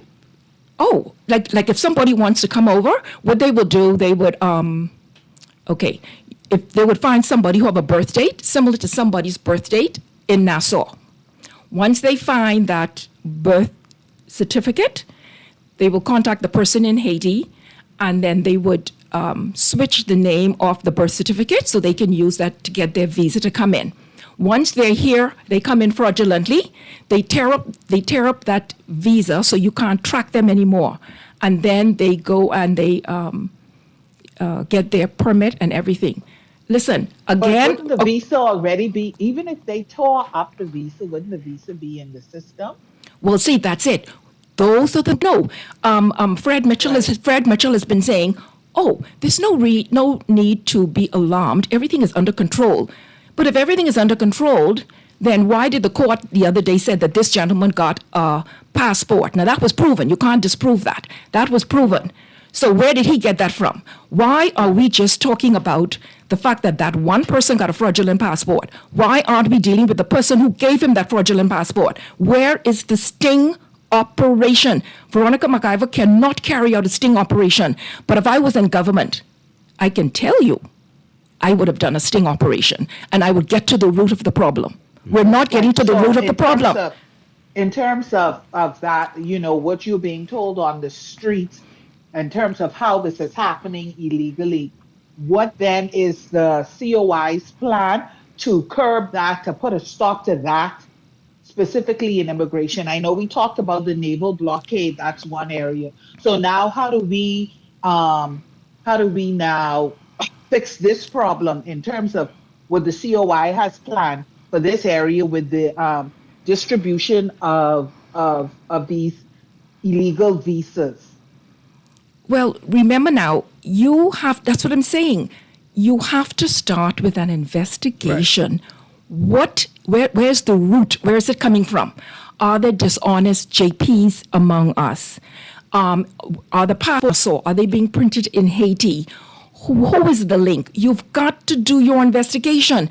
I refuse to accept what Fred Mitchell said, that everything is okay on his end. It's not okay, Mr. Mitchell. It's not okay. And from what you're hearing on the streets, how widespread is this? How many people do you think this is? A lot. I think it's a lot. Mm-hmm. I was told believe it or not, from somebody that there's 160 immigrants to 100 Bahamians. Now, again, I cannot substantiate that, but that's what I've heard. Does that sound realistic? I've heard that from somebody. Now, I'm just saying what I heard. Okay, so again, I'm data driven.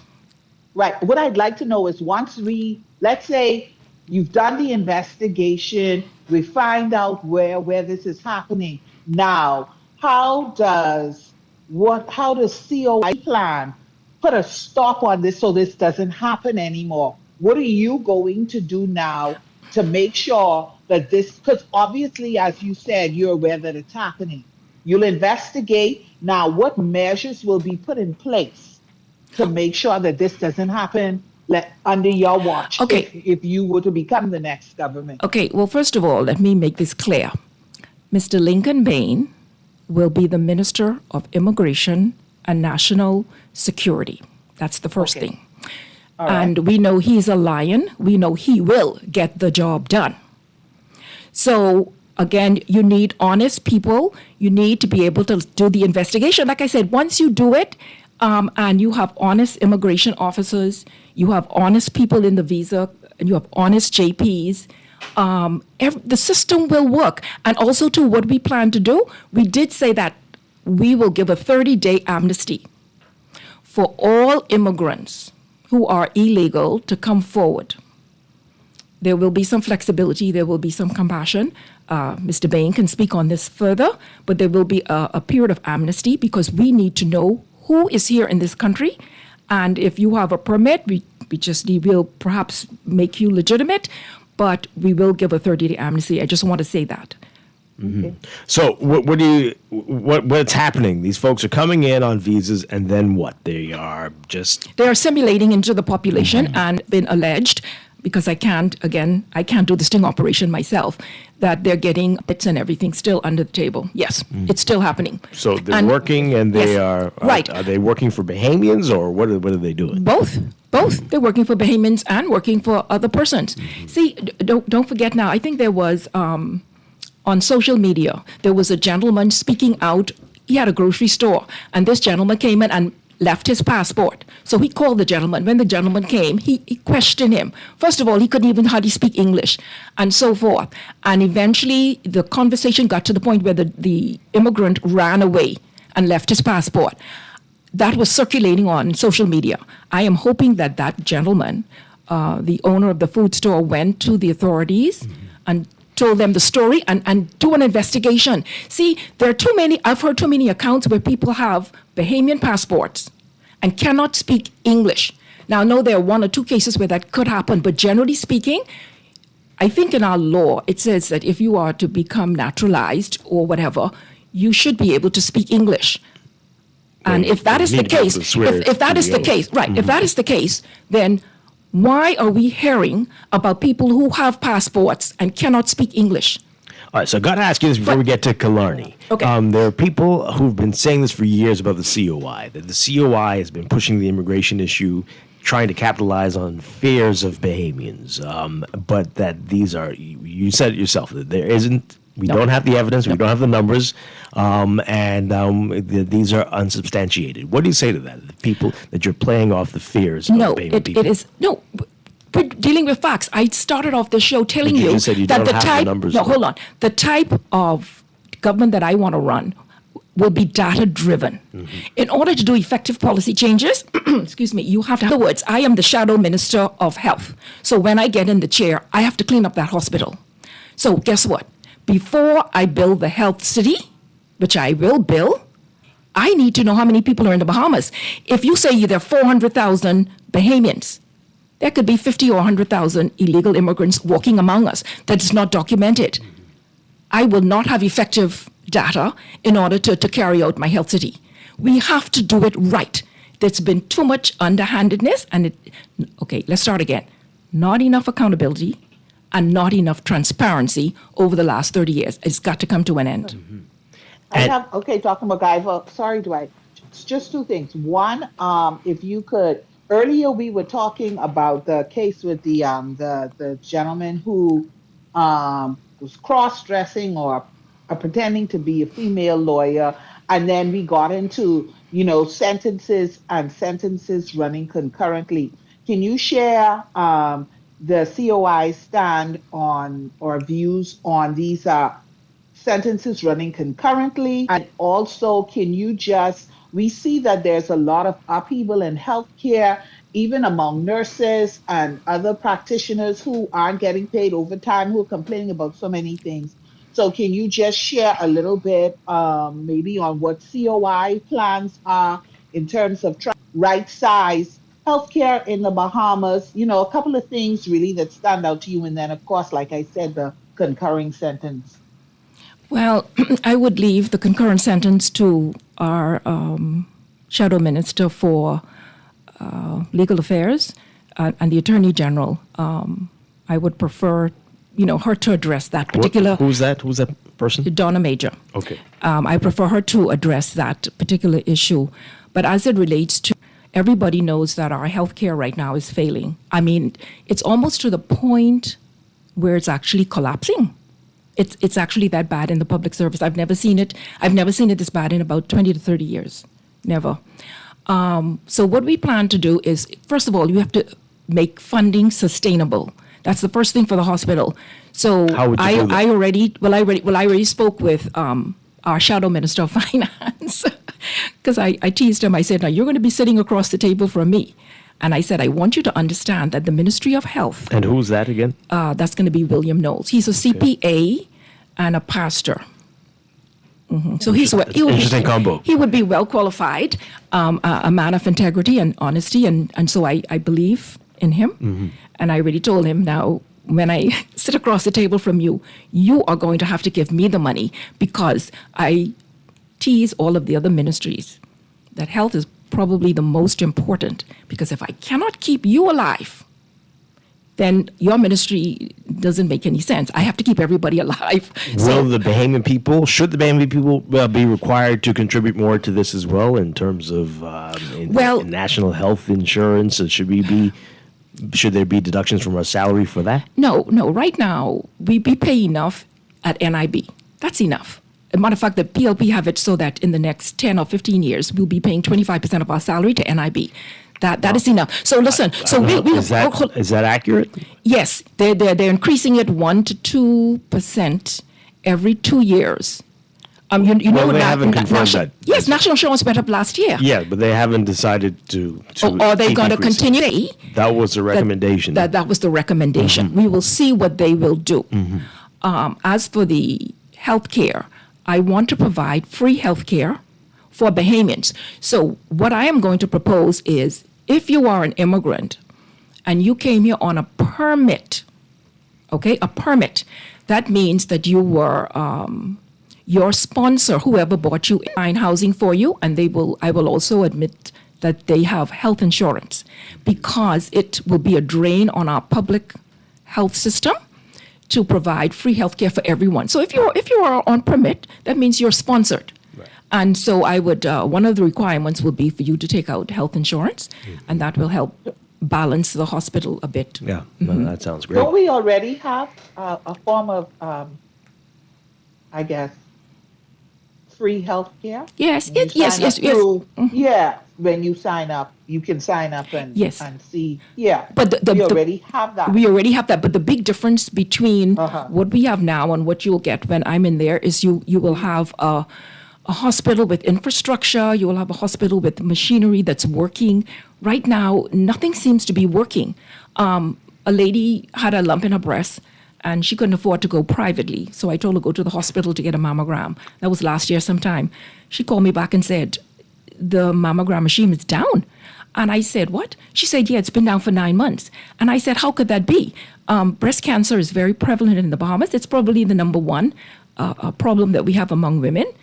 And we don't have a mammogram machine working at the hospital. Something is wrong with that, Laverne. And the money will come from the natural resources. Put it this way. Do you know we collect VAT every single day? Mm-hmm. The Minister of Finance will look at the books. We will clean up everything. Do you know we pay $260-something million a year in consultants? Do you know what they are doing for us? most of us don't know because we don't have the freedom of information. If I could just get 20 million of that 260 million they pay in consultants, you know how much equipment I could buy at that hospital? You know what smiles I could put on people's faces at that hospital? Listen, it's time for change. We've got to do things differently. And if the Bahamian people at the sound of my voice, please just listen. You cannot keep doing the same thing over and over and over and expecting a different result. We've got to put new people in there with new vision and new ideas. And I say the time has come. Time's going very quickly. We've got to talk about Killarney. It's shaping up to be one of the hottest races in the upcoming general election. I've got some heavy hitters from the F&M and the PLP, but also former Prime Minister Dr. Hubert Minnis. Let's talk about that. What impact do you think that's going to have on this race? I think it's going to be very interesting, like everybody's saying. It's a four-way split. And so it'll be very interesting to see. I'm not God. I don't know what's going to happen, but I mean, I can speculate that perhaps there will be a split with the F&M vote. Minnis and the other lady for the F&M, Ellis. That will be interesting, and so that'll just pave the way right through and win the race. Yeah. That's the way I see it. What do you make of what we're seeing this season, this election season, where candidates are doing infrastructure work? They're paving roads and they're fixing basketball courts. What are we to make of that? If you can do this as a candidate, why do you need to be in the House of Assembly? Well, the candidates who are paving roads are the ones who are in the House of Assembly. No, some of them are not. Yeah, really? So yeah. I don't know any person, any candidate who is wealthy. I only want a couple of them. Wealthy enough to be paving roads without being in the House of Assembly, and that coming from government funds. Wow! Yeah. So that is amazing. It's very interesting. But the question is, why do we try to buy people out a couple months before the election? See, this is the nonsense that we have to wake up to. We cannot keep doing the same thing over and over again and expect a different result.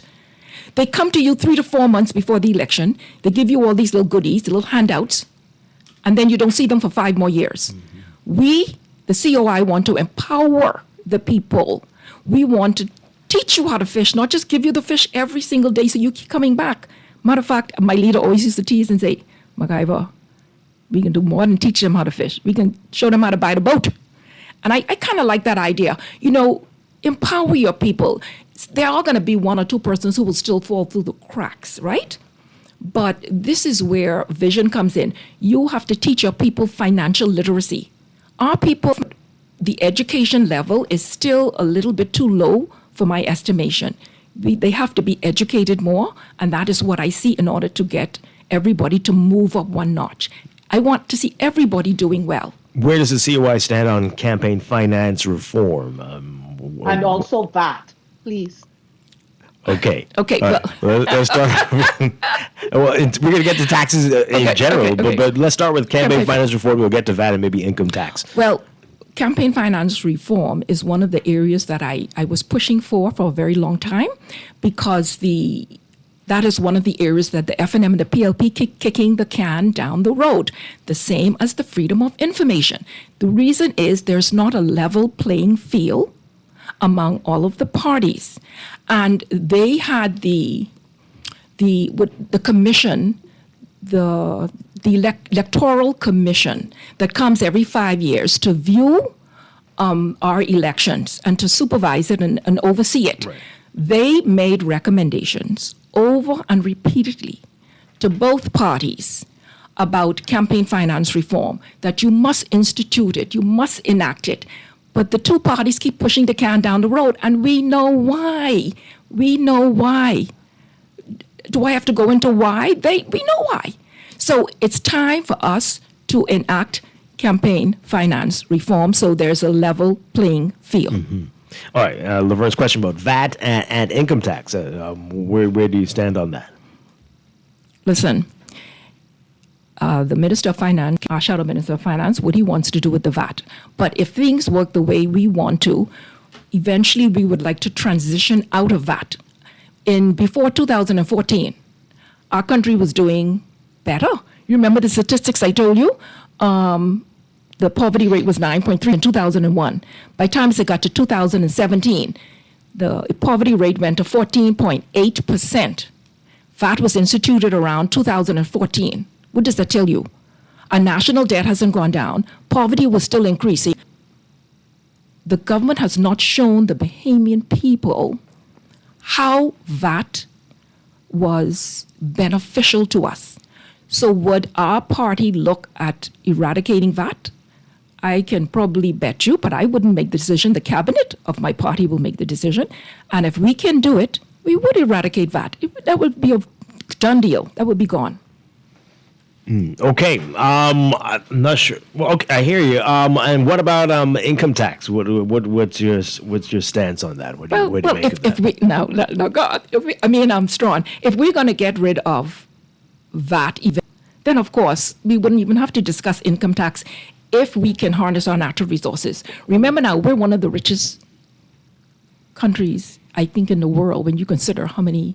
Remember I told you we need to bring the research forward. You're hoping we are. We need to bring the research forward. Mm-hmm. There is a lot of natural resources here. Remember the member of parliament, I keep forgetting his name, was it Bethel? Bethel in the Senate said, we're making billions of dollars. We can make billions of dollars off our natural fauna. Our companies are making billions from our natural fauna. And so if they're making statements like this in our Senate, in our House of Assembly, why aren't we talking about it? Why are we doing anything about it? Why are they so tight-lipped on it?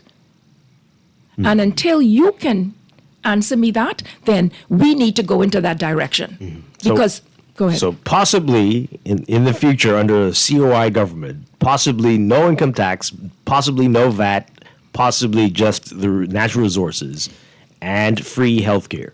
Right. Now, don't forget, in Norway, they have one of the most successful sovereign wealth funds. And you have to do things in increments. It's not going to it's like dropping off the cliff. In Norway, once you put money into your sovereign wealth fund, excuse me, you can live off the interest. The way I see it working is you will have, not the government will manage the sovereign wealth fund. It will be managed by a trust company.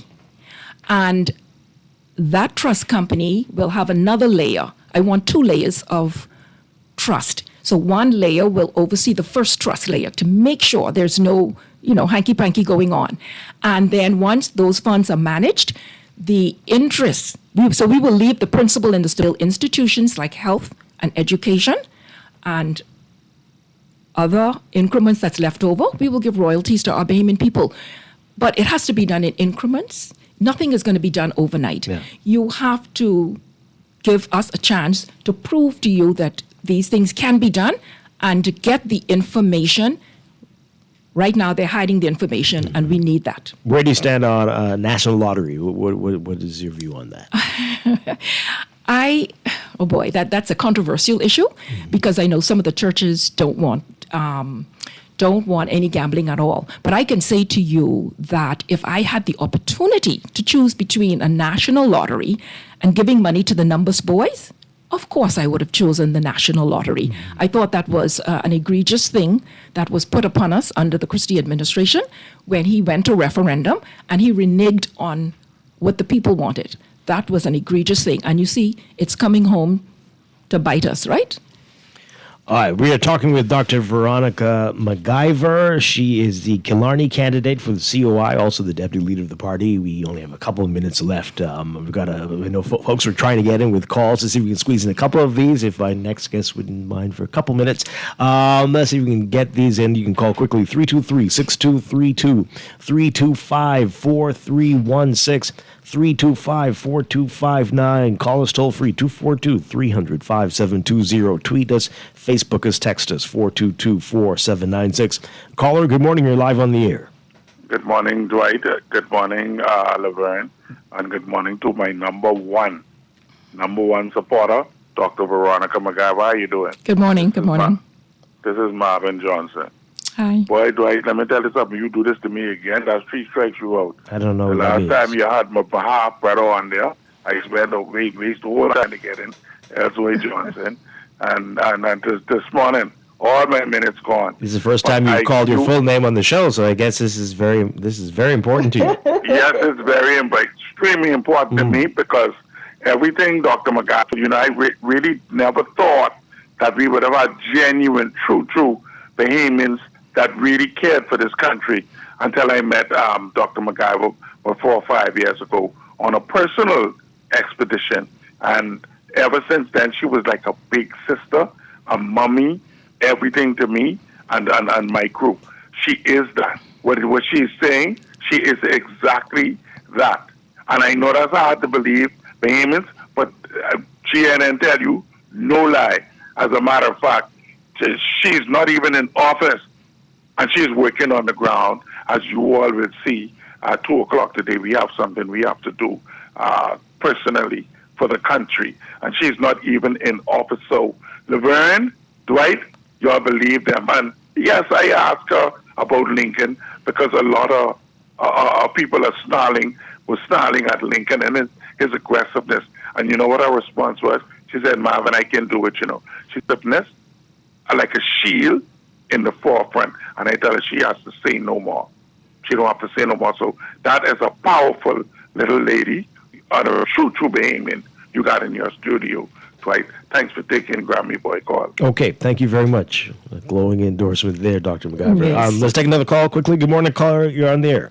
I shall try to be quick. Good morning to all of you, Dr. McGiver included for sure. Good morning. I was told that when countries are getting their independence, there is this cooperative agreement that is signed, which is stating that all of the discovered or undiscovered crown land or valuable land, the actual king has a say over it before you as a prime minister. And I believe this could be true, saying that we swear our allegiance when we are sworn in to said kings. Dr. McGiver, would you be swearing your allegiance to a dead king or all the or a living those king? things? But that's a great question. Thank you very much. Appreciate it. What's your stance on that, Dr. McGiver? Okay, so let me see how I can answer that. I live in a sovereign nation called the Bahamas, and I believe in the rule of law. So when I take office, I will abide by the rules that exist today. If they are traditional, I have to abide by them. Now, moving forward, if we want to go in a different direction, we will bring it to the people. If we want to, move away from that type of governance under the British and go. But where do I stand? Yeah. I have my personal views. We'd love to hear this. I respect tradition. I respect pomp and pageantry. And perhaps we can do a little bit of both. But at some point, I would like a complete independence. I mean, that's what I would like to see. Right now, there's an umbilical cord that's still between us and Britain. But I would like for us to eventually, one day, have our complete sovereignty. Okay. One more call as we are out of time. Caller, good morning. You're on the air. Yes, the reason why I won't vote again is because that the tax reform is needed, right? Nobody wants it. You know what I mean? You asked about income tax, and she said no. We have customs duty. That's a tax. We need to replace it. There's no mention about it. It's money. The government, there's no government without taxes. There's no need for government. You know what I mean? What does government use to do its job without taxes? So, she saw about natural resources. There's no country in the world without taxes. I mean, a natural resource rich. I mean, the little Bahamas. I mean, with hegemons. Okay, I'm going to transform your statement into a question for Dr. McGiver. So, is the COI relying too much on natural resources that are unverified? You're saying we don't have the information. Are you relying on this too much and using this too much as... I saw the report on sustainable mining of aragonite. I think that's good enough to go with to start off. I've seen the report. I don't think most Bahamians have seen that report, and that's because they don't talk about it very much in the House of Assembly. And we have to ask our members of Parliament, why don't they talk about it? So we can have better dialogue so people can understand more. Yeah.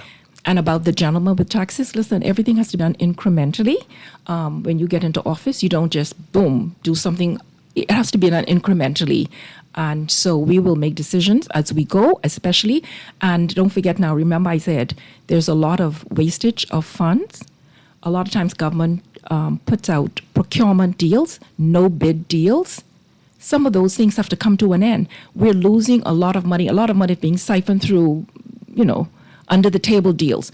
We can save the country a lot of money that way and be able to do a lot of things. But again, everything has to be done incrementally, but that is our vision, and there's nothing wrong with that vision because we are a rich nation.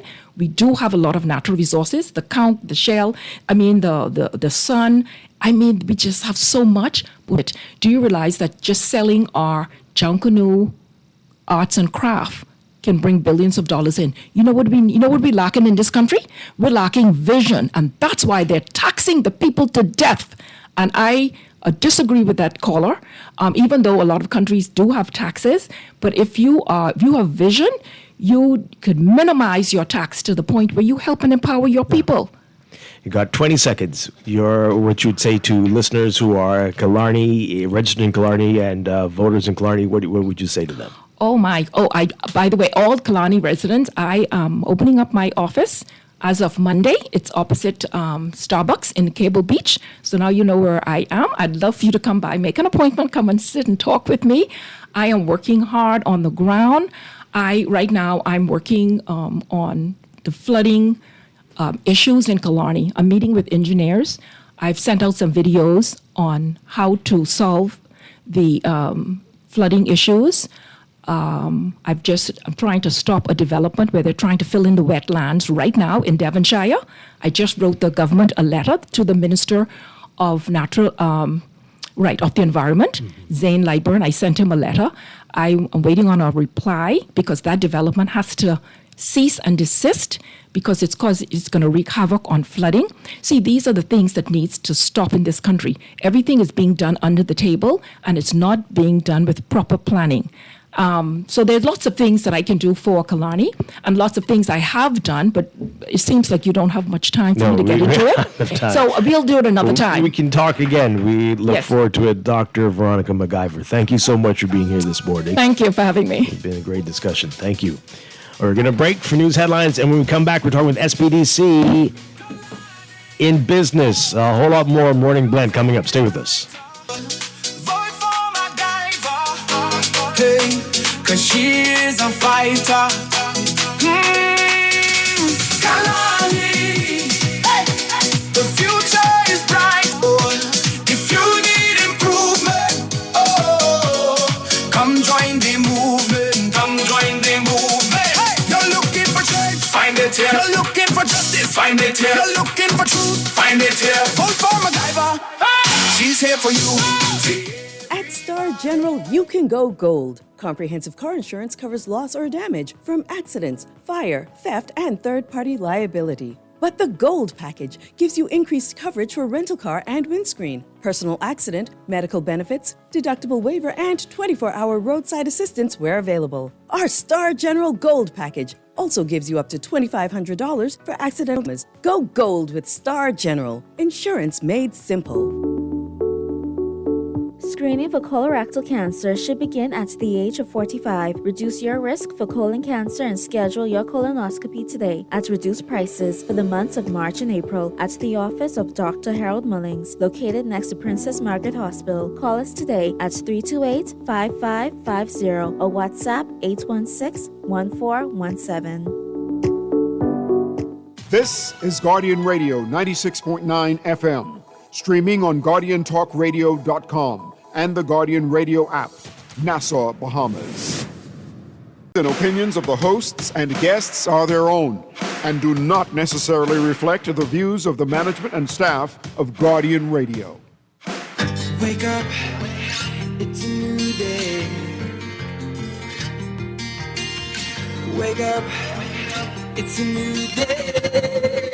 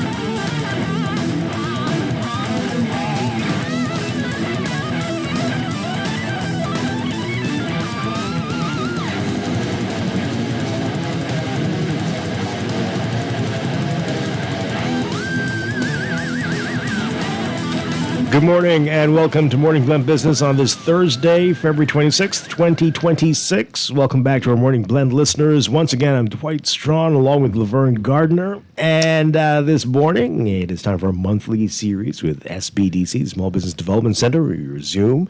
We're very happy to have back with us Executive Director Samantha Roll. Good morning. Happy New Year. Good morning. Good morning. Good to see you. It's great to see people to hear Laverne. Good morning, Laverne. Good morning. It is so good to hear your voice. Dwight, you have one of my favorite people in studio. You both have let me know this many times. But I have to say it every time. Every time. That's fine. That's fine. That's wonderful. All right. So, Samantha, always a lot of great things going on with SBDC. Yes. But you got an interesting theme for 2026. Yeah. So it's 2026 reset, essentially. And, many can link certain variables to or meaning to that. But for us, I think SBDC has done quite a bit of work internally, externally, and it has evolved to what it's done, what it's become. My apologies. Today, and for us, it's a matter of regrouping, reassessing. Realigning, perhaps making sure that we're still aligned with the public and the needs of the business community. And so that's why we went with the reset. Right. Remind folks how long you've been around now. Well, we are aging to and it's been quite a journey. And I think the SBDC by far is leading in the business support service offering. Yeah. And I'm not being biased. No. You definitely have changed the mindset of folks and being prepared and having the business plan and thinking long term, which I don't think we were talking about as much before. Right.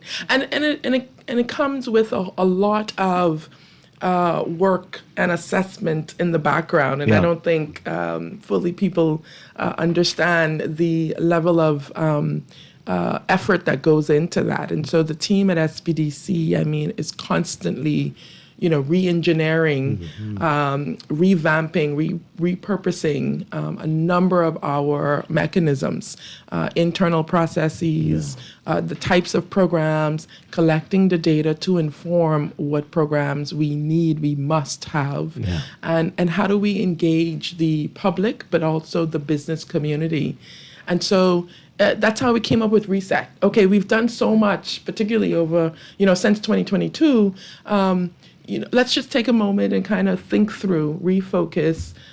What are we going to focus on and drive in 2026? That sounds excellent. All right, so again, almost 8 years. Remind folks what you have accomplished in this time. Ooh, I don't think we have enough time. But summarize it.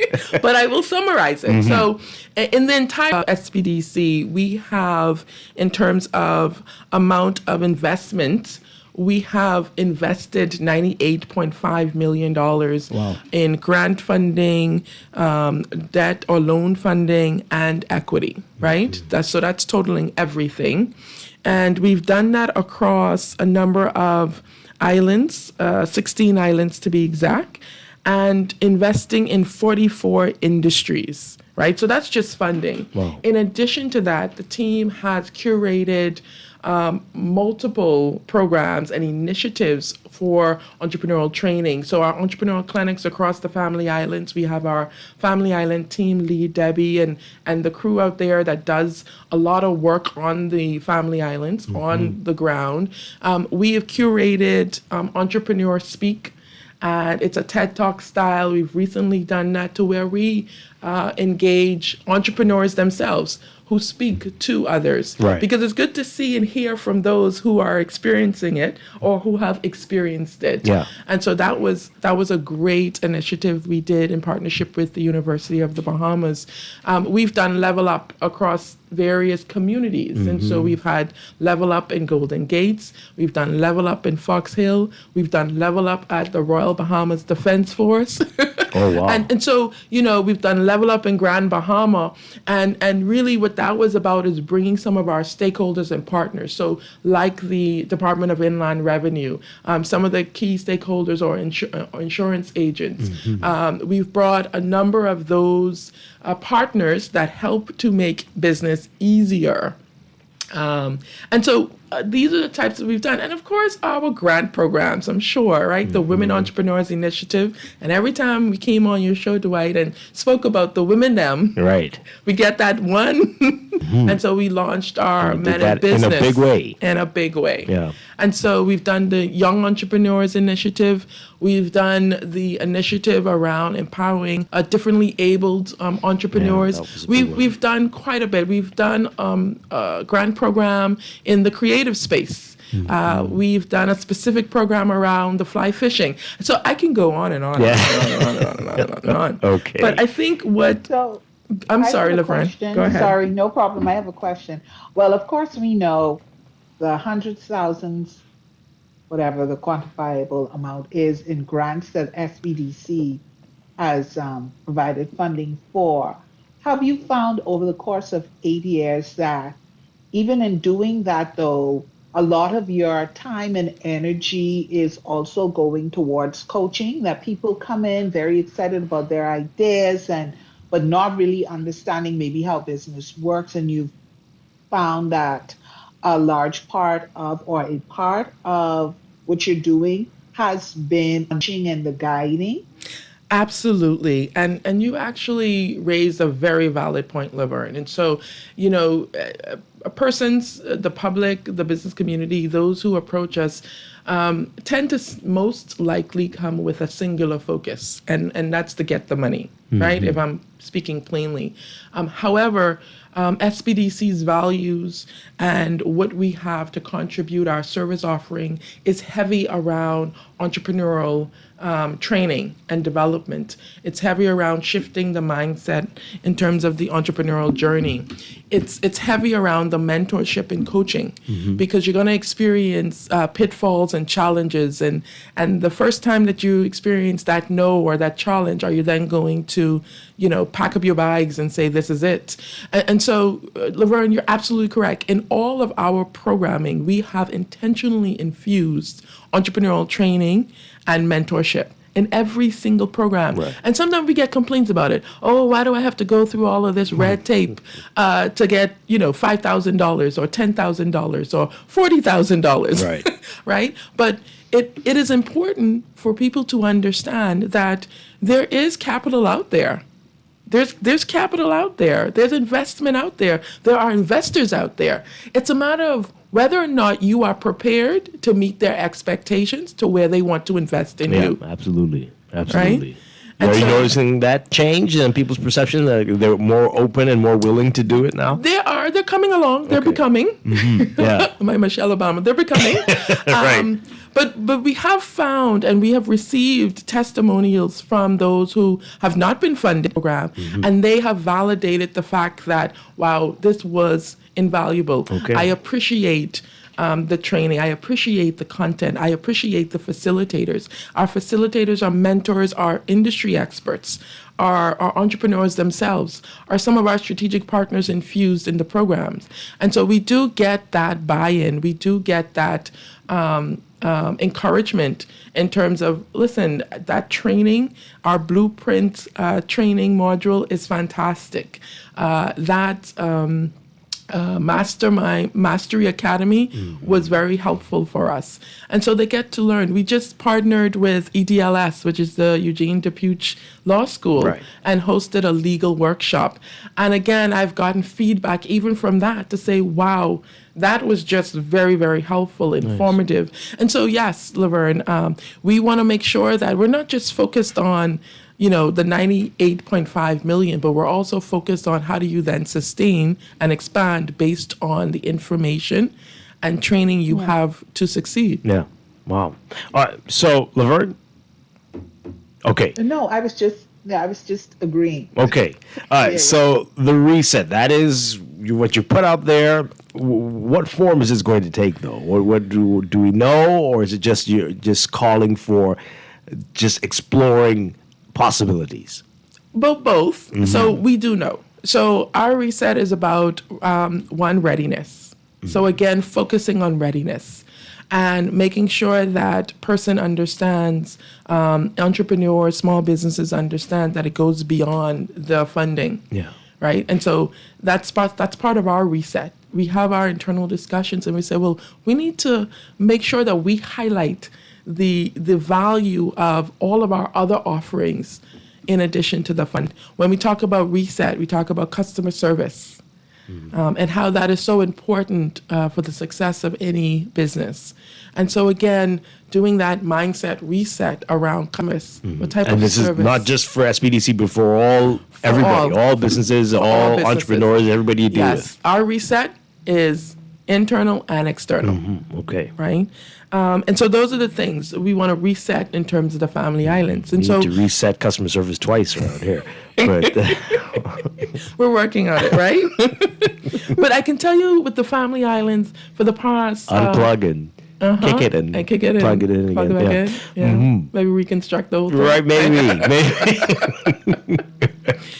Family Island has always been one of our key areas, and so in that we made sure that we focused on how do we make sure that the Family Islands are getting equity, in terms of the support and funding. And so we've done a number of things, even in all of our programs, where from a budget standpoint, we would say, well, we want to make sure that 60% of the budget goes towards, Family Island app and programs geared within that space. And we have something coming up really, really soon. I'm so excited about it. But I wanted to share just over the course since 2022 how we've increased funding on the Family Islands by 36.8%.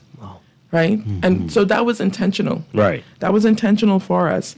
And some of our top funded islands are Grand Bahama, Abaco, Eleuthera, Andros, Long Island.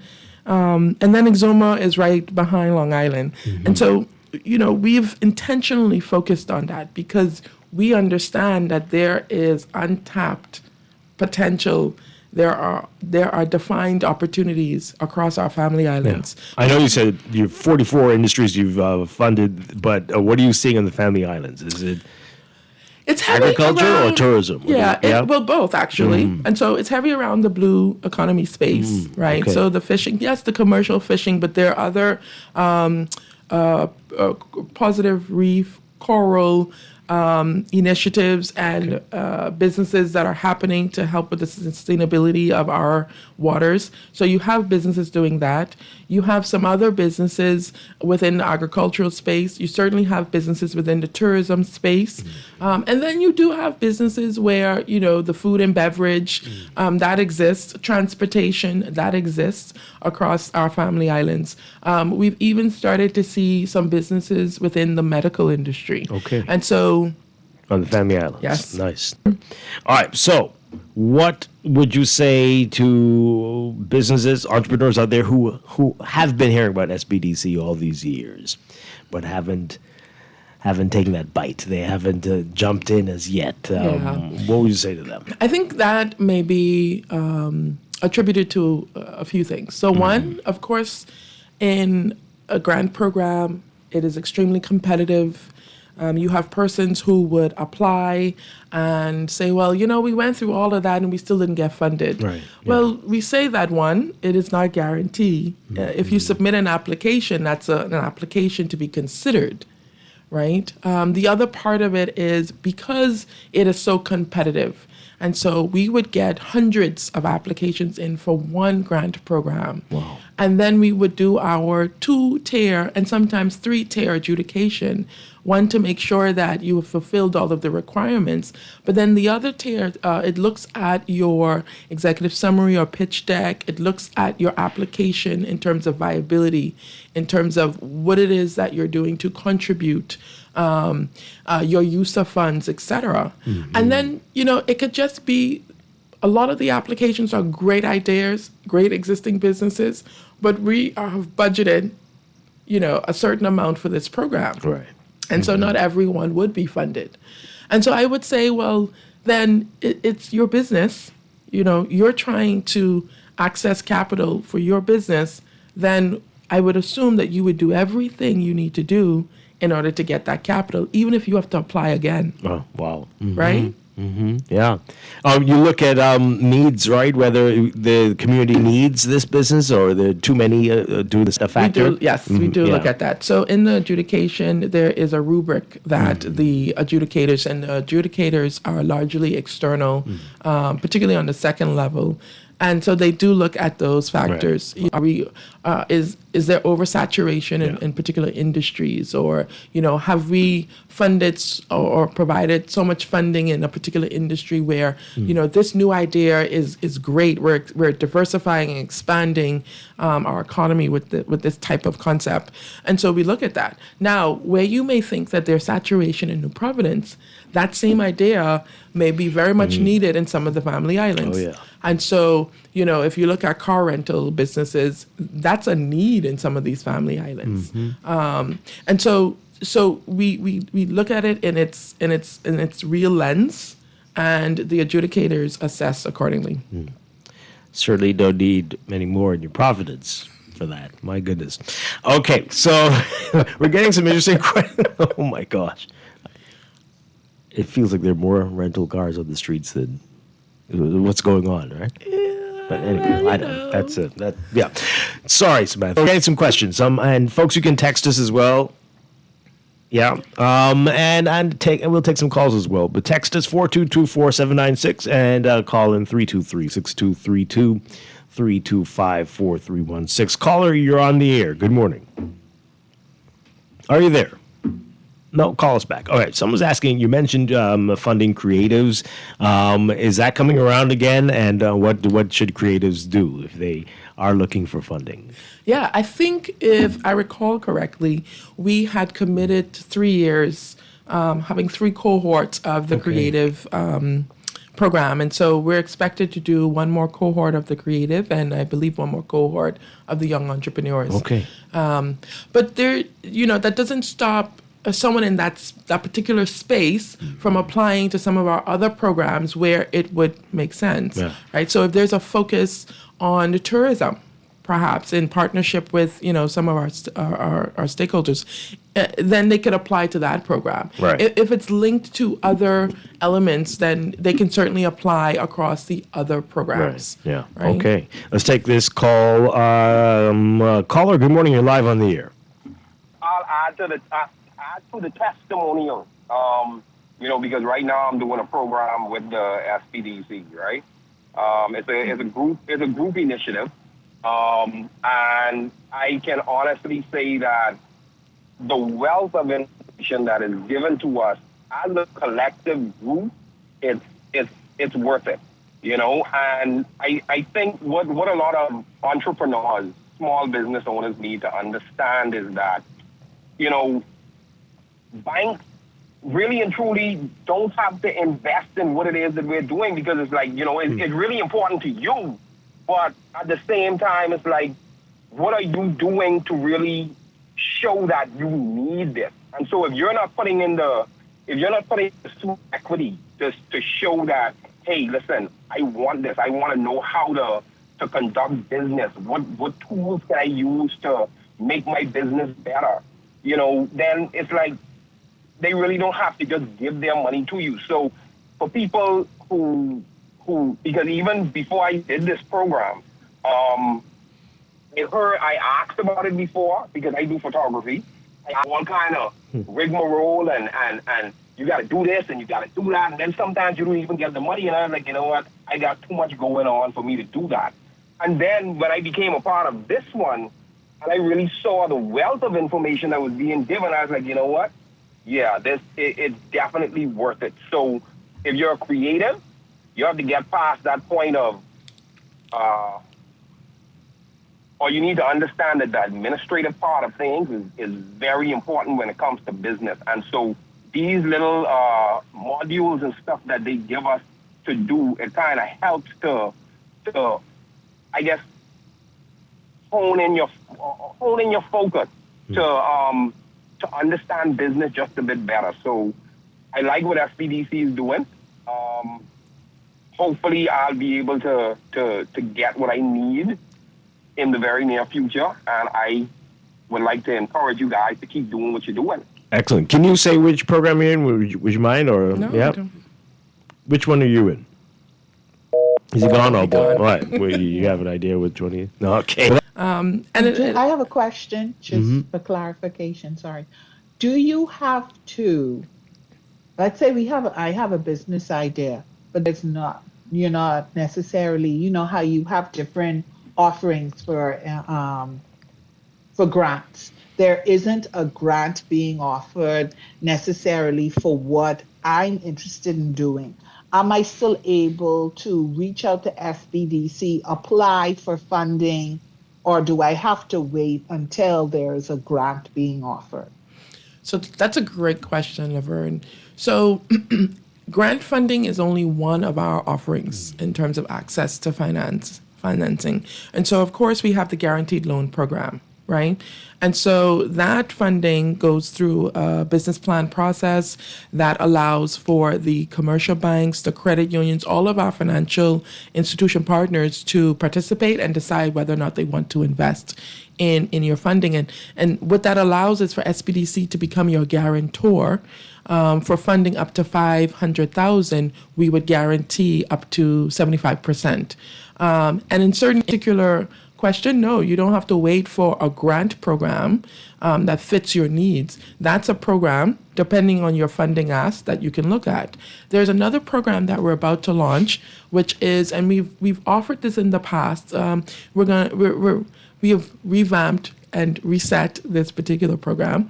And so it's our microloan program. Okay. And so for a smaller ask, so this particular program will go up to $80,000. And again, it goes through our internal process, business plan, but then it goes through our investment committee process, right? So the investment committee would then assess your business plan to determine whether or not you would be able to access those funds. And like I said, it goes up to $80,000. So those are some funding offerings that exist and that will exist that's outside of grant funding programs.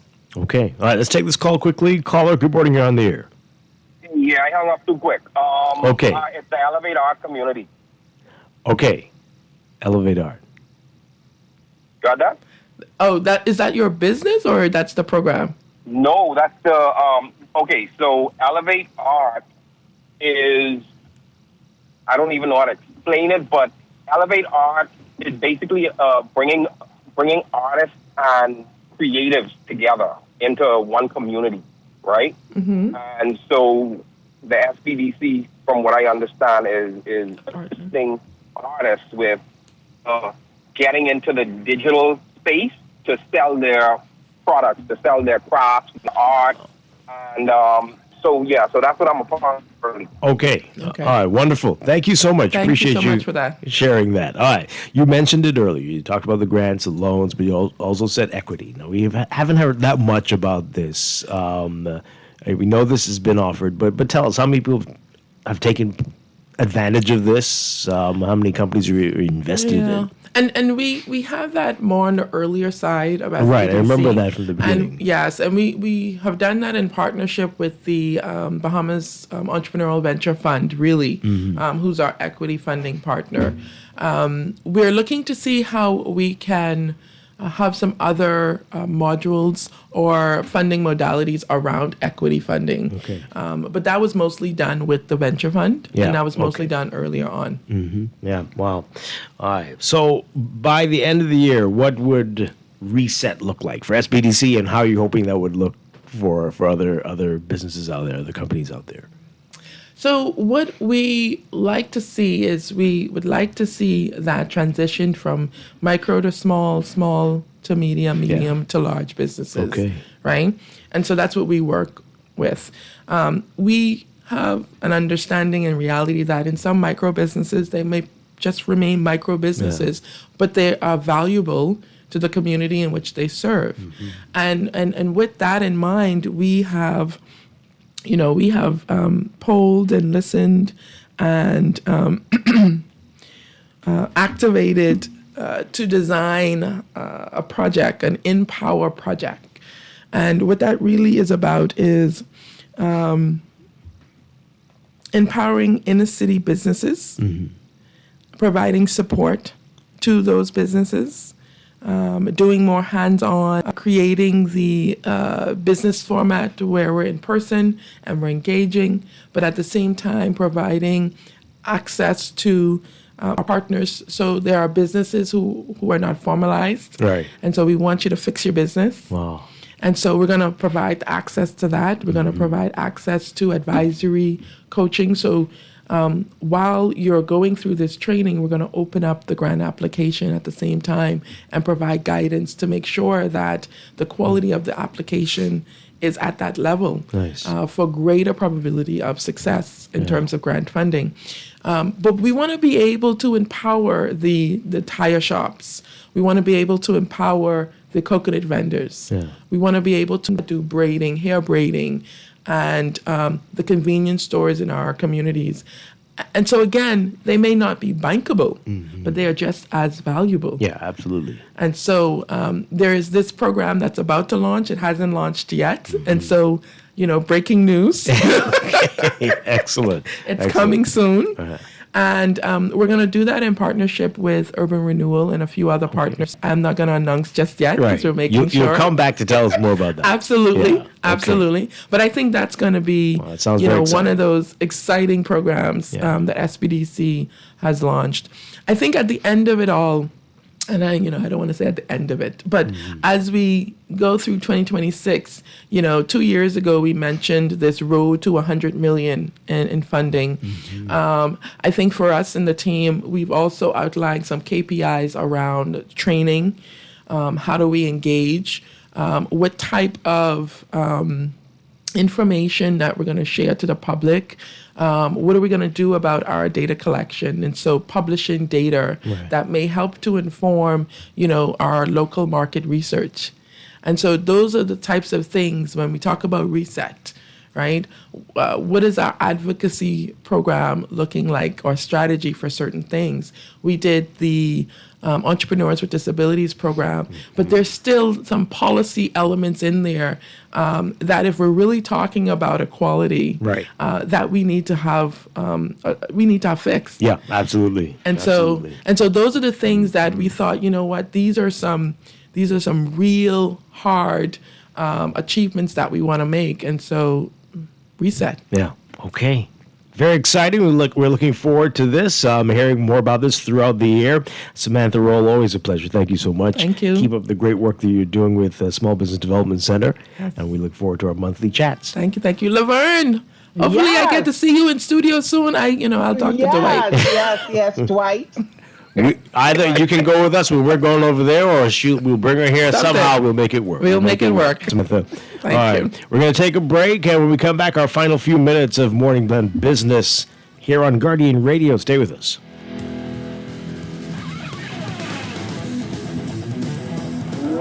Aunt Angie, how does it feel to have broken the bull riding world record? Sore, Sean. That bull was angry. Angie, I think that bull is headed towards your red convertible. I broke the world record and he broke my car. Oh well, at least I've got CG Comprehensive Motor to cover this. Get covered for collision, damage, and more. CG Atlantic Agents and Brokers. Good like that. All benefits are subject to policy provisions, including eligibility at the time of service.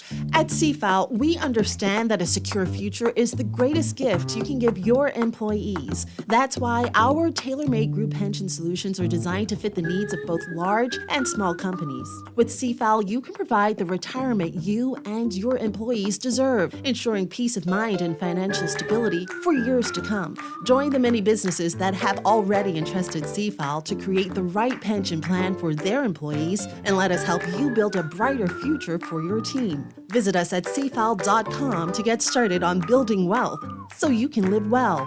CFAL, growing wealth for future generations. Southwest Plaza has so many stores, I've been trying to find a sensible way to list them all. There's CBS Bahamas, the Ashai Institute, BENC Snack World, Bamboo Shack Bahamas, Air, the Athlete's Foot, and BTC, Games and More, John Bull Pine Threads, Alive Bahari, Dairy Queen, 700 Wines and Spirits, Sandy's, Clarkson Island Luck, Starbucks and Lowe's Pharmacy, plus Marco's Pizza and Lorraine. Southwest Plaza, what a wide array of stores. Southwest Plaza, stop by today. Put more money back in your pocket with the Fidelity Debt Consolidation Loan. Why pay more when you can pay less? Reduce your monthly debt payment with low, easy payment. Apply for a Fidelity Debt Consolidation Loan today. Call 356-7764. Fidelity, we're good for you.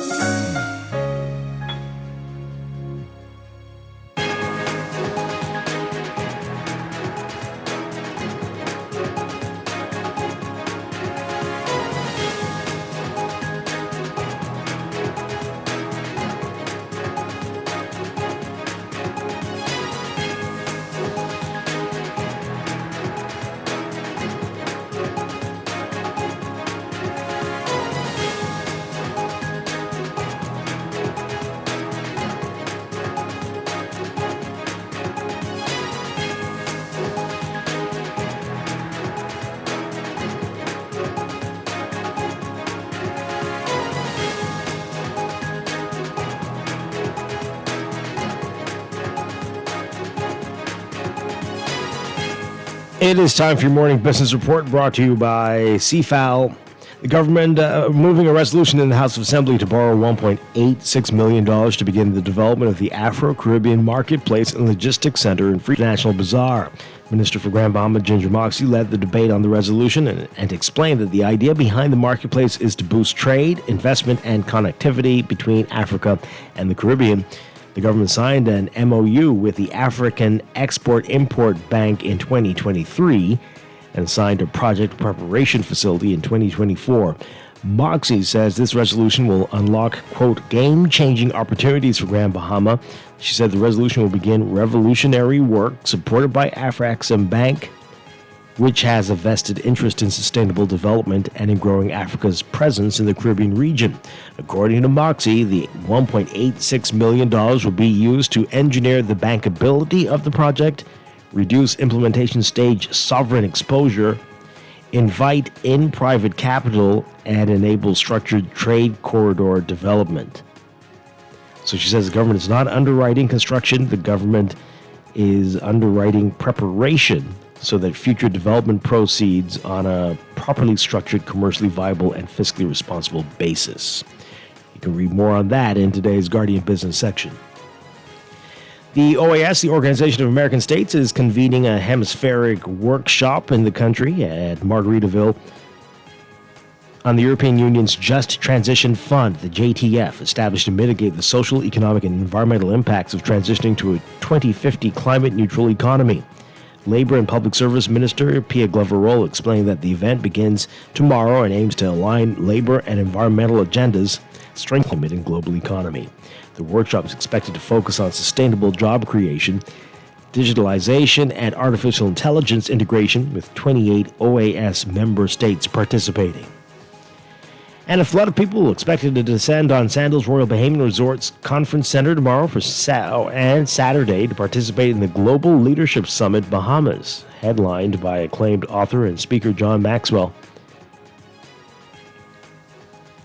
Bahamas chairman for the Global Leadership Summit, Gadville McDonald, says they're hoping to create the environment where leaders get better. It's the 12th year of the summit, and they're hoping that those taking part will walk away with the resolve to lead their organizations in a better way. You can read more on all of these stories in today's Guardian Business section.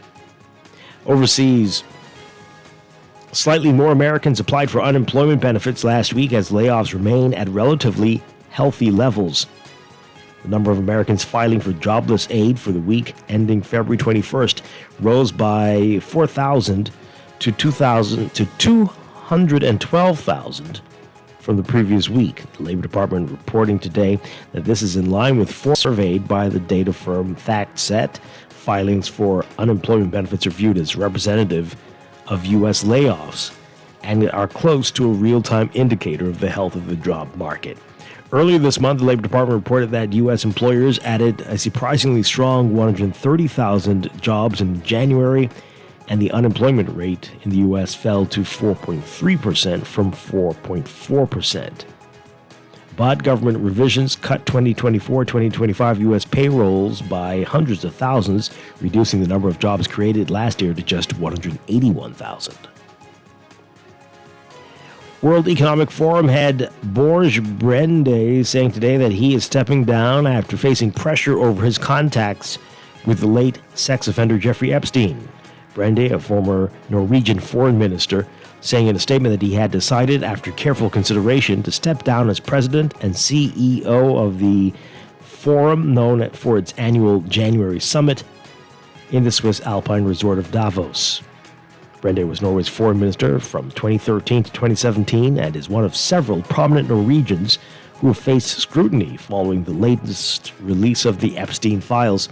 He didn't refer directly to that controversy in Thursday's statement, but the WEF announced earlier this month that it was opening an internal review into Brende to determine his relationship with Epstein after files indicated the two had dined together several times and exchanged messages.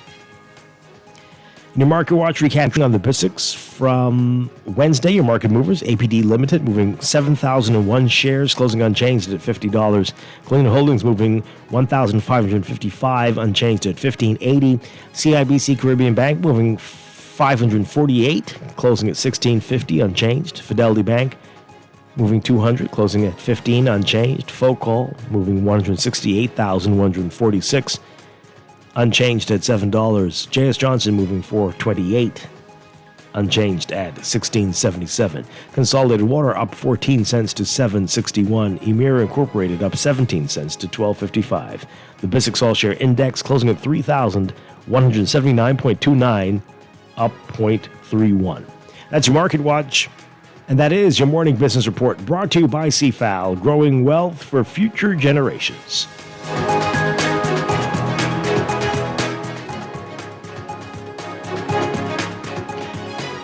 Laverne Gardner, thank you so much for being here with us on Thursdays, as always. Always a pleasure. Have a wonderful day. Can't wait to talk with you again next week. I'll be back tomorrow morning with more Morning Blend and Morning Blend Business right here on Guardian Radio 96.9. Dwight Strachan. Have a great day, everybody. Stay tuned for On the Clock with Aaron Green next.